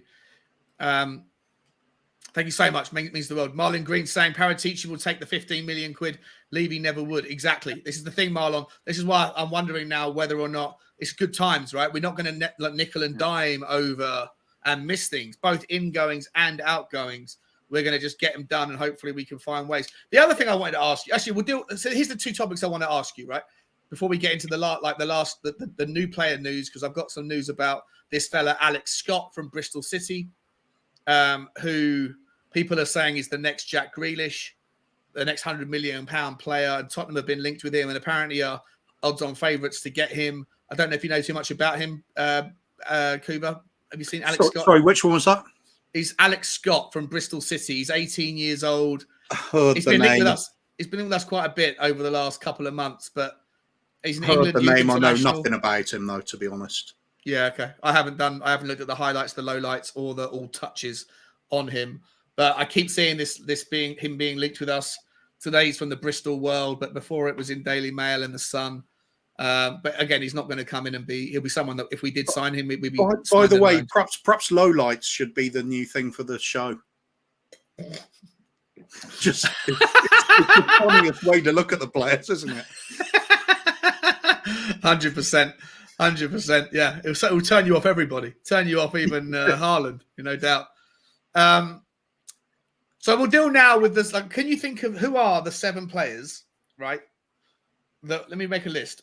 If you've got a squad of 25, but 18 of them can be non-homegrown and 7 have to be homegrown, then who are the 7? 17 and 8, isn't it? Yeah. Okay. So you've got anyone help us out in the. As I understand it, it rather than looking at it, you have to have 8 homegrown players. Isn't it a case of you've got a maximum of 17 players who aren't homegrown? Yeah. So you could just have that 17 and then just fill out with academy players when you want to. True. Okay. Who would that be then? It's a big difference if you have to have 8. No, I think you have to have 8. You just can't have any more than 17. Yeah. So I prefer to look at it that way. It's a cap rather than a quota. Oh well, sorry. Yeah, if you like, rather than the quota of homegrown players, just a cap on foreign players. So, so Hugo Lloris is the first, right? Let's say Ivan Perisic is number 2. Let's presume that we're going to get him. Number 3, so Sessegnon would make it. Reguilon wouldn't, right? So Serge Reguilon is 3. Davinson Sanchez is 4. Christian Romero is 5. Dyer Davies, Rodon, Sessegnon all count as homegrown, so they're fine. Not in European terms, is it? No, it's not a different rule for that, isn't it? Because in Europe, they have to be English as well. Like even Rodon wouldn't count. Yeah. So we've got 1, 2, 3, 4, 5 on the right. Doherty would count, I'd imagine, or unless he's Republic of Ireland. Does that not count? I don't know if that counts or not. We'll put Matt Doherty down on the list just in case. Depends where he grew up playing. I think he sort of came through the English league anyway. So I think. Okay, what's his name? Emerson Royale. Emerson Royale wouldn't. Pierre Højbjerg wouldn't. Yeah. Pierre-Emile Højbjerg wouldn't. Rodrigo Bentancur doesn't, and then Oliver Skip does, and then Dejan Kulusevski doesn't. Heung-min Son doesn't. Bergwijn doesn't. Steven Bergwijn doesn't. Lucas Moura doesn't. We 1, still 2, have 3, 4, 5, 6, 7, 8, 9, 10, 11, 12, 13. So apart from that, we've got 4 players. We still have Hill, Ndombele, and Lo Celso at the moment. Yeah, they wouldn't count. Yeah, shit. Okay. This is going to be a boring conversation. I'm going to figure it out off screen and I'll present it next time as a proper conversation. I've got a super chat here from Aaron Dove, Kuba, saying this show used to be much more fun when it was just Kuba spamming porn links. We're trying to keep it fun, but I'm just trying to get it a little bit professional as well. Professional. But yeah, sorry if it's boring, mate. But fucking hell. Not sure what to say about that one. But I really do appreciate the super chat, my friend. And you come on anytime you want as well. Come on anytime you want, buddy. Please come back if you fancy it. And also Will Stewart with the super sticker. Thanks, mate. Where is he? Hang on a second. Game over. He's put in as the super sticker. Why was game over? Why are we game over? Not sure. Not sure. I love the super sticker though. It's a dog riding on a cloud. No, it's a dog just hovering above and below the word "game over." Thank you so much, my friend. Really appreciate it. I'm getting confused. I hope I haven't said something silly. Atari Boy Kid, welcome, mate. Haven't seen you before. He's saying, how much are we hoping to get for Brian Hill? I don't think Brian Hill will ever play another game in a Tottenham shirt. Do you think he'll play another game in a Tottenham shirt, Kuba? No. He's a natural winger, and we don't play with natural wingers. It's a crazy fit. I don't know why we signed him. Signed for a Nuno system, right? And we paid 25 million quid for him and whatever the residual money that was left in. Yeah, I always hear this thing like signed for a Nuno system. I don't think it's that at all. I think it's just the fact he was young and promising, and Levy thinks he could get a profit off him. It seems to be an MO for Levy when it comes to transfers, doing it all the time. Buy a youngster, keep loaning him out again. I didn't see any difference with Hill. It's not what we needed at the time, not what we needed now. I just think he thought he could see a fast profit on him. Yeah, 100%. So what's the most likely thing that's left over for him then? Do you think he'll stay in Spain, or do you think he'll come here, or where do you think he'll go? Yeah, I think Spain's a natural fit for him. He seems to be doing very well there. It's a less physical league. That seems to suit him. They're getting some use out of him there. He's playing well. I mean, I like the kid. I think he's very talented, but it's just not going to fit with us, unfortunately. I don't see him being turned into a number 10, and even if he is, we don't use a sort of traditional number 10, if you like. Conte prefers a little bit more sort of an aggressive player. Yeah, it's just not fit, is he? Does Eric Dyer not count as homegrown because he grew up? Because even though he's English, he doesn't, because he spent his entire youth before the age of 21 or whatever it was. So he counts as well. So, fuck. So that's 1, 2, 3, 4, 5, 6, 7, 8, 9, 10, 11, 12, 13, 14. That's 15 players that we've got. And that's not including Ndombele, Lo Celso. Who was the other person? Oh, and Brian Hill. Right. Yeah. So if we want to sell those three, and also we haven't got, and Pierluigi Gallini, I guess, at this point as well, would be the other one. So, yeah, we haven't really got that much space to buy any new players unless we get rid of those three permanently or loan them back out again. It's interesting. Hi, Aaron. How you doing, mate? You're back. Yeah. I'm Dyer. Deluded. I'm diabolical, mate. I'm assonance or alliteration. Who knows? But But nah. Look, I mean, honestly, Matty Doherty is actually classified as homegrown, even though he's from a republic. Does he count? He counts as homegrown, does he? Okay. Yeah, which is really annoying, and don't make me go off on a sidetrack about Declan Rice now or Jackie Grealish, who played for the Irish youth team and ended up switching allegiance. But at least the boy from Swords, man, from North Dublin, my hometown, man. And I know Scotty M. is going to give him a load of stick. And I did too, man. I'm his biggest critic. But come on, 5 assists and 2 goals in about, 6 weeks, period, man. You got to keep this guy. You got to be keeping Doherty. Matty Doherty. Yeah. You got to be keeping Emerson Royale. All right. I honestly think he's a better defender than Doherty. When it comes to clearing corners and stuff like that. But Doherty going forwards a lot better than Emerson Royale. Sorry, I'm like I said, I'm a little bit delirious, deluded, and tired. So That's okay. I'm not sure what the conversation was about. But the conversation was just about the homegrown stuff, and then trying to figure out, essentially whether or not how much space we had, and who was it who just brought in another point? Chris Agomba's we got Pape Matar as well. Can I rebuke this, please? Can I just come in on this, okay? I used to live in Luxembourg. I used to go to Metz. I used to watch their games. This is when it was 26 years ago. Metz are a mini Mickey Mouse team, all right? Now, Sarr is not getting his game for Metz. They just got relegated, mate, and he couldn't even get a game. This guy's Jack Clark Part 2.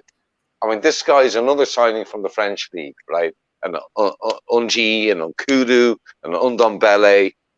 Like, we've had one good signing directly from the French league, and that is Hugo Lloris. I don't know why we're spending our coin there, man. Like, you know, screw that. Sorry, sir. No, it's fine. It's interesting because I don't know much about the guy. Again, looked at the highlight reel, haven't looked at the low light reel. I don't think there is a low light reel that someone's bothered to put together because the guy's not big time. But like, yeah, when I heard that we signed him last season, I was like, oh, if he's that good, let's get him in now. But the fact that he spent another season at Mets and he's fallen away, couldn't get into the team got relegated. You know, like, to me, I'm not even remotely excited about him. I don't even count him as someone that I'm curious about. Kuba, how do you feel about him? Are you looking forward to seeing Pape Mate Sarr, or however you say his name? I don't think he'll ever kick a ball for us. Wow. I think he's one of the last ones of this. Hopefully, the end of this era of what Levy's been doing over the decades, which is trying to emulate what Chelsea do. Basically, we're trying to get up players that are young, promising, and then use our name to inflate their value and then sell them on. The thing is, we're not winning things like Chelsea are. So those players' values don't get inflated unless we're extraordinarily lucky. And Sarr, Nkudo, all those players just mentioned. And you can go back ages. Lewis Holtby, that was another one. One of these, big up-and-coming stars that we're going to get, and they're going to be so brilliant. Sell them on again, resale value. Never happens with us because we're just not in that habit of winning. People don't associate us with trophies all the time. So Chelsea do it, and they do it very successfully. Even though you might look at the likes of De Bruyne, they made a healthy amount of money on De Bruyne by buying him young, selling him on. We just don't do that. Levy's is sort of deluding himself that we can do that in the same way. We've failed to do that. We tend to make a loss on them because we're not picking players from a good enough pool in the first place. Yeah. So hopefully the Paratici and Conte combination is putting an end to this nonsense because it's just a money drain for the club. It's a waste. We can't. Yeah. Go on. Sorry, Soul Taker in the comments, right? He played a lot for Mets last season. He's played F all for them this season, mate. I think he's only played 52% of the minutes or something, right? So you can't say he's played a load for Mets this year. He hasn't. He's not getting a sniff, man. He's another Jack Clark, right? You buy him, you loan him back, and he sits on the bench. He's not played a load of minutes for Mets this year, man. You're wrong on that one. So, I'll take your word on it, Aaron.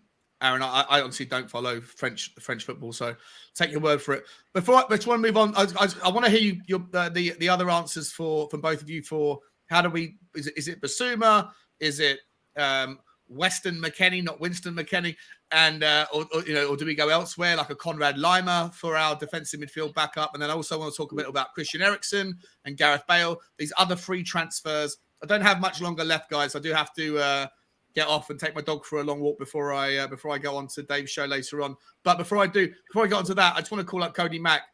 This isn't self-aggrandizing, but I just think it's a really, really nice message, and I want to just reference it and say thank you to him. He says, Sean, amazing to see how quickly the channel has grown.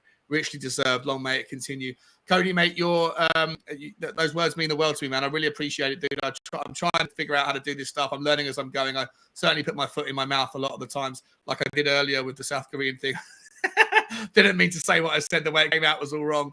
But I'm trying my best, and I love doing this. I've fallen in love with content, mate. So it's all right. Winston McKennie would forgive you.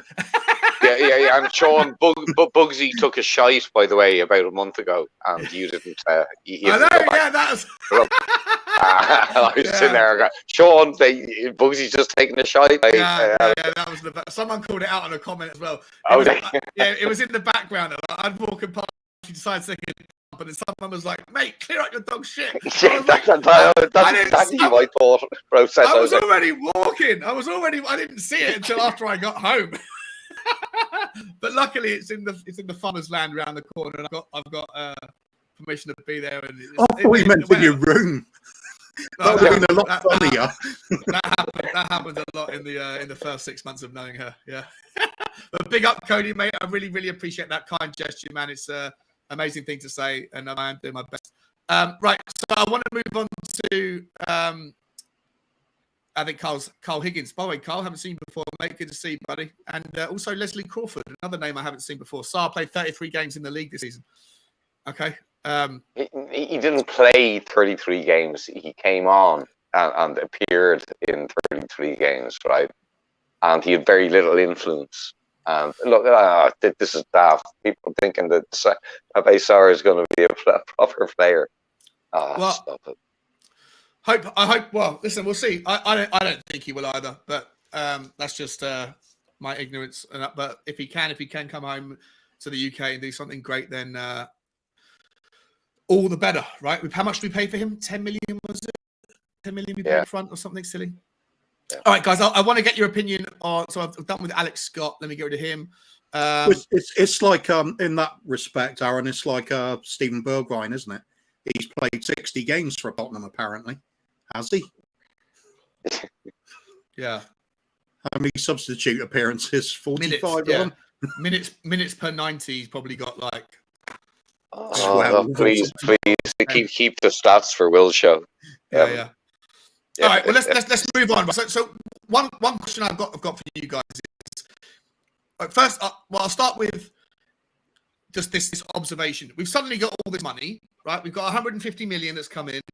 We've got Champions League money that's immediately guaranteed, plus whatever we can get from it, depending on how deep we go. We've got more money from BT Sports and from all the global TV aggregators that are going to be doing Champions League and media revenue. There's a whole bulk of money that comes in immediately to the tune of probably 40, 50 million quid. Plus, of course, your AIA sponsorships, your Get Here sponsorships, all of those names have got clauses in their contracts that will have to pay more money depending on the scale in which and the exposure in which their names are branded around and on what level they are. So there's lots of money coming in just even to get to the Champions League group stages. If we go on further in the Champions League or if we get relegated down to the Europa League. So there's money, right? There's already money we had bulked in. Then you've got the 150. And yet all we've heard so far is we've signed Foster on a free, Perisic probably on a free, maybe Christian Eriksen on a free, maybe Gareth Bale on a free, right? Is this a problem? Like, is this something we should be thinking about? What are we saving? Are we saving the money to blow it on Bastoni and maybe a central centre back, or maybe a big time midfielder or a big time striker? Like all the names we seem to be linked with are free transfers, and yet we've got more money than we've ever had in the coffers to spend on players. Where's the meeting in the middle, Kuva? Like, what's going on? Are we A, going to get Eriksen? B, how do you feel about him? The same with Gareth Bale. And once Kuva asks, I'll go to you, Aaron.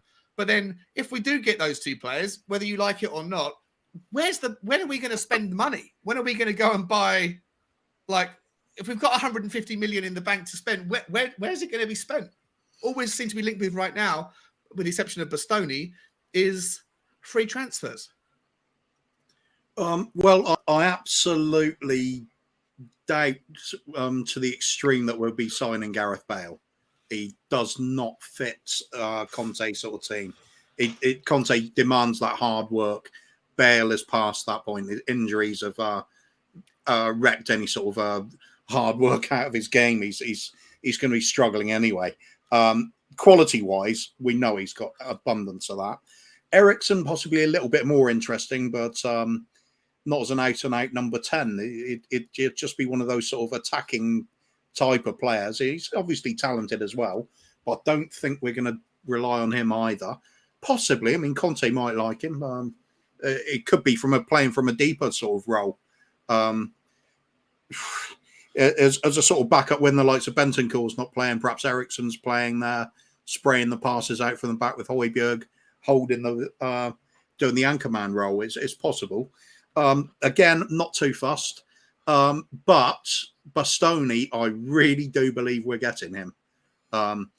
Bastoni apparently is absolutely nuts about Conte, and Conte's nuts about him. It's a little Italian love affair going on there. I think he's on the way. That'll be a big chunk of our transfer budget, but well worth it. And I think there could be a couple more like that. I think we could be looking at about 3, maybe even 4 big, relatively large value signings, and the rest filled out with these sort of free transfers or low budget transfers. That Perisic, what a signing that is! Free transfer, and it's one of the best we could have made. Yeah. So there's other players like that we'll be linked with, and we can get. So it's again, it comes down to getting what Conte wants.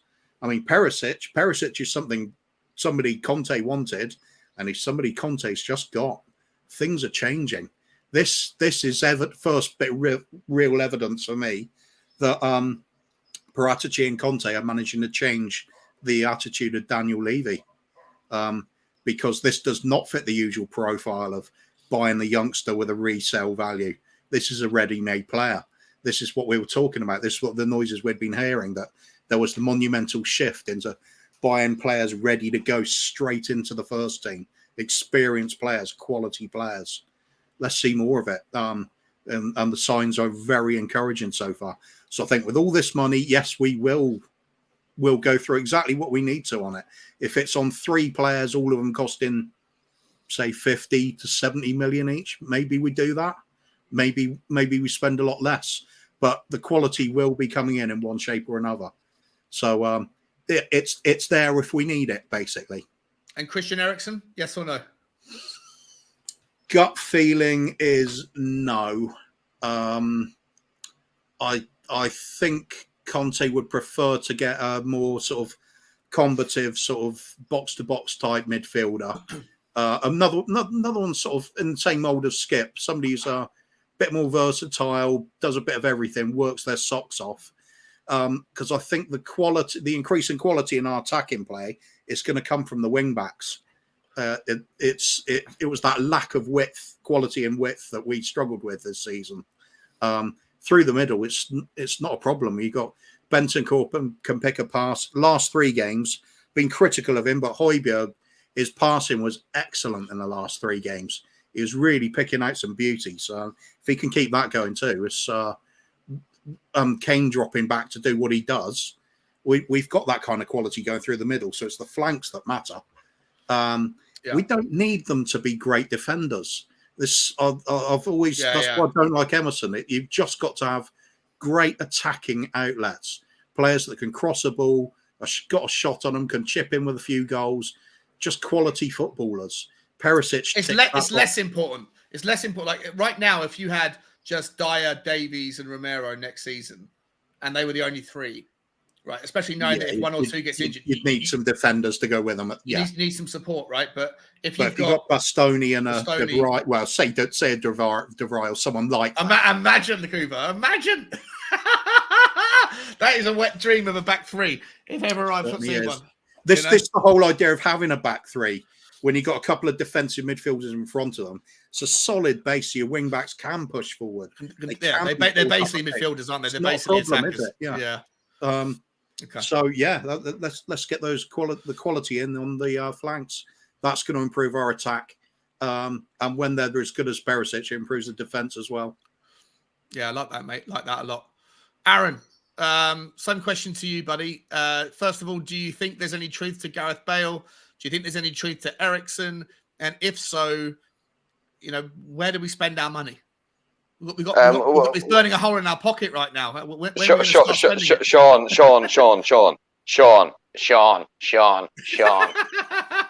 Seriously, dude, your questions are longer than the Bible. Yeah, I know. Yeah. So, like, you ask about 5,000 questions, dude. You're like Oscar Wilde, mate. You know what I mean? You ask a single question and it's a chapter. It's Conte, Bastoni, come to Tottenham, set yourself free. All right, yeah, come on. And Conte, Bastoni, come to Tottenham, please. in regards to Gareth Bale and Ericsson, if you can snip them up, man, on a Dumfries, you know, you buy a quarter pounder in America, you get free fries, man. I'd be getting Dumfries, man, too. But look, if they're on a free, if on a free, obviously there's expenses involved, but I wouldn't imagine Gareth Bale or Ericsson are screaming out for money at this point in their careers. So snap them up, man, straight away, definitely, if we could. So where do you want us to spend our money then? Well, the money is in 150 million, though, isn't it? Like, you know, people are jumping on this train going, oh, we got 150 million cash injection. It's not 150 million. Like, Sean, you're more clued up in finances than I am, mate. But it's kind of a reverse investment whereby they dilute the shares, as far as I know. Yeah. And yeah, but it's so 150 million on top. Of course, that's just an injection of capital. For every transfer you buy, if you buy a 50 million quid player, and then you've also got to pay the guy 10 million a year over 5 years, it becomes a 100 million pound transfer. But that's 20 million a season. They all spread out over the length of the contract. But it's more than 150. It's 150 million on top of what was already there, on top of the Champions League additional revenue, on top of the media money, on top of any player sales. So if we are going to assume that we can get rid of Harry Winks for 15 million, I would imagine that money goes back into the pool. If we can get rid of Bergwijn for 25 million, I would imagine that goes back into the pool. If we sell Cameron Carter's-Vickers for 10 million or 6 million, whatever that is, I'd imagine that goes in. Reguilon, there's an article from, where is he today? Where is it? Sean, I imagine that the NFL money was going to get reinvested into the team. It didn't. Well, it gets put back into the coffers of the club, right? But the club is an ongoing beast. Into Enoch or the club? No, it gets put back into Tottenham Hotspur Limited, the same outfit that got the 150 million. But obviously, Tottenham Hotspur Limited has got to pay off 750 million quid worth of debt at 25 million a year, including interest. So, like, it's an ongoing beast, right? I don't know how much money Tottenham made out of the League Cup final in rugby yesterday. I think they made like from memory, like somewhere between like 1 and 2 million quid for the lease of the stadium, plus we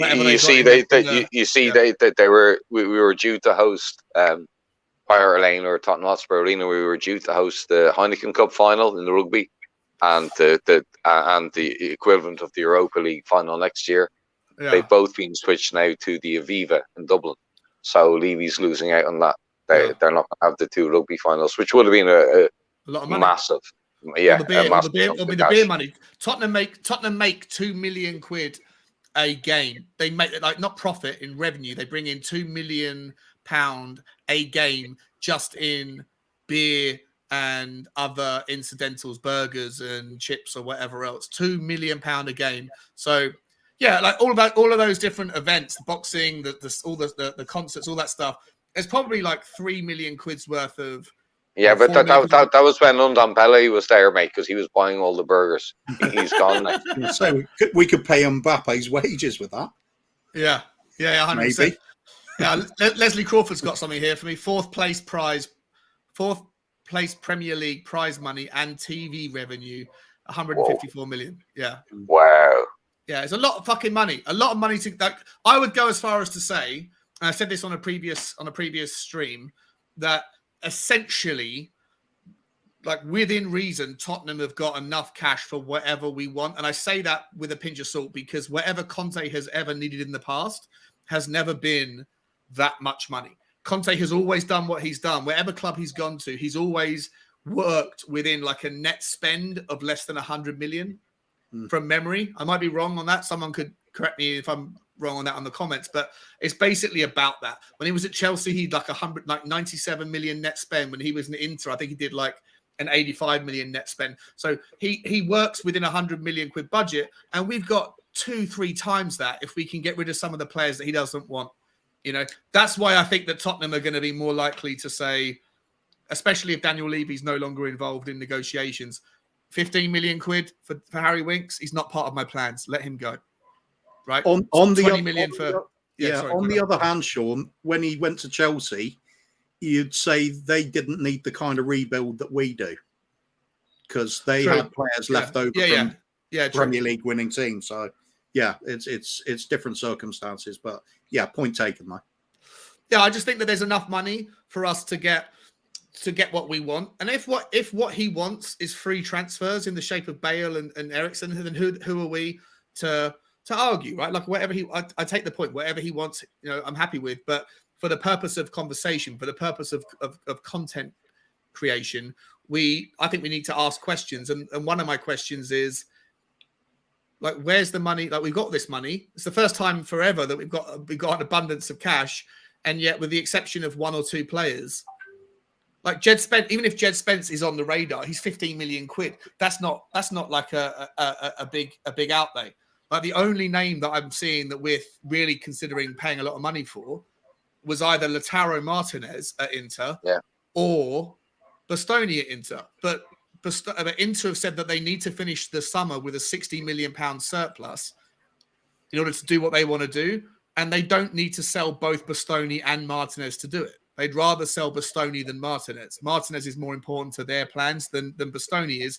Therefore, because they've got an abundance of amazing talent at the back and they're not so gifted up front. So they want to keep Martinez.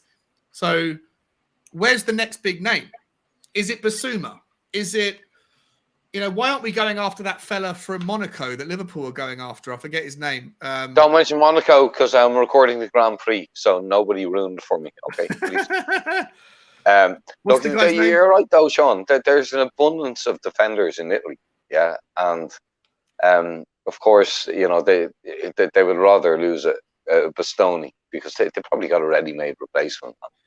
That can walk in. Italy. I mean, they're fantastic when it comes to developing defenders. Chouameni, I think is the guy's name I'm thinking of. Like, he's the next wonder kid, right? Liverpool apparently have got the deal done at 50 million quid. Fucking Liverpool, hate them. I don't know. I hate them as well. I wonder why. I'm not complaining. I'm not moaning. I'm saying it and I'm positing it. I'm just wondering if we got the money. Where's the big money spending? Where are the names for the big money spending? And I'm not saying. But a lot of these frees, mate. Like again, I hate to use the word free, but a lot of the non, how would you say, the guys that we are gonna get, like Fraser Foster's or potentially Gareth Bale or Emerson, that can come in without we're not buying them, right? We're not purchasing them. We're getting. They're negotiating a contract. Here's the cash. There you go. That's your wage. I'm all on for that, mate. But they have to balance it out with spending the coin that they do have on your Martinez, or whoever else we might be able to. But this is the big issue we always have at Tottenham. When it comes to trying to attract players to play up front, no one's going to get in ahead of Kane and Son. It's Kulishevsky's done a wonderful job, but that's the last place where that was available. Our front three is settled. To attract players now into that position, regardless of money, it's going to be very difficult. So I'd be all on for the freebies like Emerson and Gareth Bale, and for their experience, and their ability. Another thing to maybe take into consideration is that January transfer window. We had so many out, and then we had two less coming in. So there's actually two spots up for grabs, technically. If you put Emerson and Bale in just to top up the squad, like we perhaps should have in January to make it easier for ourselves, easily done. Don't even have to think about getting rid of players then. Yeah. So then all the rest of them, it's just you can do the one out, one in business. But hopefully the other way around, get the players secured first, get the talent in, then worry about shifting the players out. Okay. Last question then, guys. Well, actually, not. It's maybe the penultimate question. In terms of spending money, is Gabriel Jesus a man that you would like to see at Tottenham? He would cost 40 million. We could gazump. We could ruin Arsenal's plans. I mean, Arsenal. I've seen them today talking about like trying to rebuild their front three. They want to see Jesus, in the front of it with Saka on the right, and I forget who they wanted. Maybe Raheem Sterling or someone on the left. And I'm thinking that's quite a scary front three. It would struggle against the low block, but it's still pretty dominating. Would you take a Gabriel Jesus at Tottenham? Is he the sort of person that you think would help us, or because we've heard that the Irish fella who's been on loan at MK Dons, I forget his name off the top of my head. Troy Parrott, he's going back on loan. Dane Scarlett's going on loan. So we definitely need somebody up front. If it's not Gareth Bale, or even in addition to Gareth Bale, if Bergwijn is back to Holland, is Gabriel Jesus a name that you guys would like to see at Tottenham? Cooper, go on. Okay, quality player. He's undoubted. He's got a lot of talent, but I don't know. He hasn't really set the place alight, has he? He's sort of a decent enough squad player. I don't really know how well he'd fit in with us. I mean, I wouldn't be dismayed if he signed, but do we need to spend a really big chunk of money on him when we could be strengthening other areas and sort of making do with a few others up front? As Aaron said quite rightly, it's that front three we got at the moment. It's looking rock solid. We do obviously need some backup. So a versatile player that can fit any of the front three roles. Is that Jesus? Yeah, maybe it is. It's not a bad shout. There's plenty out there like it. I mean, at the end of the day, I think what we really could do with is not exactly the same style, but another Van der Vaart, one of these players that he just adds that little X factor to the attack, so the little bit of flair, the little bit of unconventional bit of skill that gets you a goal out of nothing.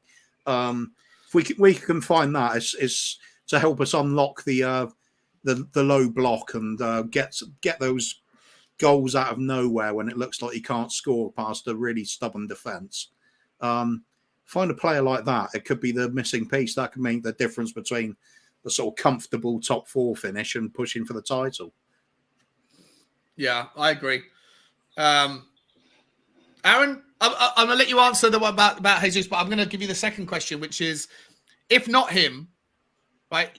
If we spend 55 million on Bastoni, I'm going to give you enough. If I'm Paratici or Conte, just for make believe, I'm giving you 60 million quid outside of Bastoni. 60 million quid on one player this summer. Who, in what position do you go for?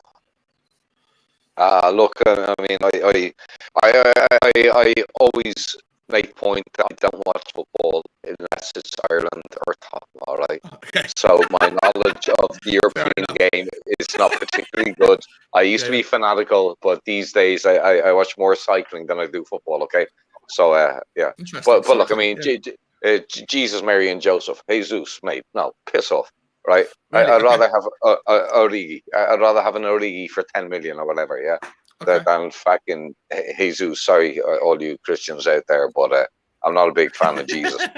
But no, seriously, you're talking about 40 million squids. That's nuts, man. Okay, what about Neves from Wolves? Would you go after him or? Yes, yeah. He might be that player you're looking for, Coover, as well, the one who can thread the pass and things, right? I'd argue we've already got that. Now that Højbjerg has found his passing range again, and Bentancur alongside him, we're not looking too bad through the middle. Again, it's Neves. He certainly fits it. Ward-Prowse and Neves, James Ward-Prowse, there you go. Another great example, but maybe someone that could do the job, right? Although, absolutely. Ward-Prowse is more of a sort of holding midfielder, isn't he? That just happens to be good with free kicks and set pieces and stuff. But he's got a hell of an eye for a pass. He's just a quality player. Yeah. He's a bit of a Huddleston. He's a little bit of a Huddleston with a better free kick. Kind of the footballing equivalent of a quarterback, isn't it? Rain out the long sort of ball to the wingers and the front players. I think there's quite a few out there that fit that sort of role. So Neves would fit. He's a quality player. No problem with that. Do you want to spend big on him? Nah. James Maddison from JC saying James Maddison from Leicester. Nah, he'd never come. He's got something against us. I think Leicester might go down next season. I know it sounds fucking crazy. That's a big shout, mate. I think they're really going to struggle. I think they're going to struggle massively. I think everyone propels them into this level of like, because they've done well in the past, they've got this scouting network and shit. I think that the wheels are falling off a little bit at Leicester. A lot of their good players are going to go. I don't know how often and how frequently they can continue to find these gems. And I think a lot of players are getting, like James Vardy's getting to the end. Jamie Vardy's getting to the end of his tenure as well. I just feel like Leicester are going to, I mean, when do they finish this year? 10th? Yeah, but Sean, you see who's coming up, mate. You see who's coming up, man. Like, I mean, yeah, no, I'm two not, of those three teams getting promoted are going down. 100%. Yeah. Sorry, they're not going to be relegated, but I think they'll finish like they might do like a Leeds or an Everton. They might really struggle and then ultimately stay up. I just don't think Leicester. I think Leicester are a bottom half of the table team. I think they're going to change their manager. I think Brendan Rodgers has gone stale there. He's run his time. Yeah, he's run his time. He's repeating the same things over and over again in his press conferences. And the fans are now looking at the team as, oh, it's the same as always. It's like having a team of Harry Winkses when they're attacking at times. It's all sideways, backwards. A team of Harry Winks. Seriously, you're trying to give me nightmares, Gua. They are saying it, though. The team of Harry Winks. Seen lots of the fans saying the same thing. All the football goes sideways and backwards. Keepy-uppy football. And there's no sort of cutting edge to them up front. They're getting very frustrated with it. And Brendan Rodgers seems happy with it because he looks at the possession stats. It's the porn's back. Bob Spurs must be back in the chat. I think I blocked them. Or someone blocked them before me. Lads, you'll have to excuse me. I'm going to have to run over to the shop, the off-license, the liquor store, man, and grab yourself a few beers and drown away the fever because I'm going to have to throw Will Stewart later if he's gone live. Yeah, and catch up with that girl's stream there. Yeah, exactly. Kuva, shut up. Thanks again, Aaron, for coming on, bro. Thank you, lads. Thank you for the membership, mate. Appreciate it, mate. Thanks, lads. Thank you. See you soon. We're actually gonna wrap it up as well now, Kuva. I've got to jump. I've got to take the dog out for a walk, and I've only got an hour before the thing goes. So Marlon Griggs is saying rather have Dewsbury Hall from Leicester. Yeah, he's a great player. He's a great player. I'm not saying. Someone saying. Where was it? Derek Smith saying before that. He said, "Don't be daft. Leicester won't." I don't think they'll go down. I just think they'll be really disappointing next season. I think they'll really struggle. It's a bit of an out there prediction, not something you're going to hear many places, but I just feel like their tenure at the top has come to an end and they're going to start to regress back to the norm. You know, I think the era of Leicester is maybe going to fade, and we'll see if I'm right or wrong. I'll probably be wrong, and everyone will remind me when Leicester are top of the table at Christmas. We're going to go out there on a limb. Brendan Rodgers gone before Christmas. Nice. All right, guys. That's about it. Let me just double check I haven't forgotten anything. Perisic is done. Pau Torres, by the way. A little bit of update on Pau Torres. He's come out and said the defender has now shot down a potential move to the Premier League. So when I was saying the other day how he's turned us down to join Manchester United, not so. He's actually turned around and said, I now have the peace of mind of being where they want me, where I have a valid contract and a renewal offer. The future will tell what happens, but I'm very calm. I do not look further, and it's time to disconnect. So he's hung his boots up for the summer, and he's decided to say, right now, I'm happy at Villarreal. And, you know what? Fair play to him. I like that about a player. They know when they're onto a good thing. They're not constantly looking for the extra money or the next big thing, showing a bit of loyalty to the club. Fair play to him. I like to see that. Yeah, 100%. 100%. Derek Smith saying, damn, I missed most of the stream, but I had a blast. I hope you did, mate. I certainly did. It was an impromptu one. There's been 150 people in the chat today. I can't tell you how thankful I am. I love these impromptu ones, and I always appreciate when people jump on. Kuva, thank you so much. And also to Aaron, I also want to shout out the super chats from Will THFC Rants, Gaguma, and Aaron. I think that was it. Yeah, everyone, thank you so much. Kuva, who is it you'd like to shout out? Who is it? Which channel would you like to promote? I'm going to shout out Will Stewart this time. I was on the comments on his show last night for a bit. He's always done a good show. He always has a sort of different way of looking at. Phenomenal. I love Will's show. It's just on too late for me. he sends me the link, and I Yeah, always that's the only trouble, always isn't it? asleep. Yeah, it's Yeah. late start for him. It's absolutely fantastic channel. Fucking love the boy. I was just noticing some of the things he's been saying lately about he does the probability and then does his predictions based on probability, which I think is quite a fascinating subject in its own. But he's saying about perhaps 86 to 89 points for next season. That fits in with my idea of we can improve by about 15 points under Conte. Who's saying this? Sorry. This is Will's prediction. Yeah, we finished on 71 this season. 15 points improvements. 86 fits in with what I'm looking at. Oh, do you know what I'm going to do on my next show? Ladies and gentlemen, please tune into the next show. I'm going to get everyone, the guests, the panel hosts, and everyone in the comments to make their predictions, and I'm going to flag them all. I'm going to screenshot them all, and then we're going to have quarterly, seasonal updates and see who's at the pecking order of predictions. So yeah, sorry, Kuva, I interrupted you, but Will Stewart's guide, his link is in the channel.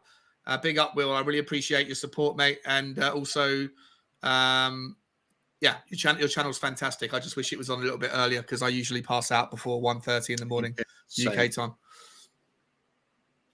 Right. Oh, wait. AV Troops is saying, Sean, see Spurs Express's latest tweet. Happened. Spurs Express. Sounds like a shitty in the know. But let's have a look. Spurs Express. Have a look. They have said Tottenham want Christian Eriksen to return to North London and held talks with the Brentford man last week. And also 2 hours ago, Liverpool were considering a bid for Son Heung-min this summer if Tottenham had not finished in the top four. Well, we did. We did. So fuck you, Liverpool. Enjoy what was supposed to be a quadruple became a meant nothing double. Absolutely awful. Absolutely awful. Thing is with Sonny, he's got his playing value, which is a lot. He's got his commercial value, which is a huge amount. And he's got the amount the fans love him, which is irreplaceable. So they can sod off. Yeah, 100%. But it's like as soon as Harry Kane is no longer a sell story, they're going to move their, I can't wait to see what the Sun and Sky Sports et al. Do this summer. Who they're going to try and disrupt from our team this summer? It probably will be Sonny because he's been the man of the season for me and for most. Ladies and gentlemen, there's still 100 people here. If you haven't already, please hit the like button, the subscribe button, and the notification bell. I hope that this was a decent way for you to spend the last 2.5 hours with us as we went through just some of the noise. And obviously, I spent an hour just saying hello to everybody, but we got through some stuff in the end. Love you all. Thank you for stopping by. You'll see me later on at 9:30 on the Irish Hotspur for the season review. And then I'll be back here tomorrow for whatever's going on tomorrow. I'm sure I'll find a. Oh, I know what I'm going to do tomorrow. I've already figured it out. I'm going to go and get, that group where that channel where that game where you can have like categories and you can put player names into like, would you keep, would you sell, first team, or get rid or loan out. Well, I'm going to do that with all of the names we've been linked with this summer and this winter that's just gone past. All of the names that have been linked, we're going to go through it, and everyone in the comments is going to contribute, and we're going to put them all into got to sign, maybe sign.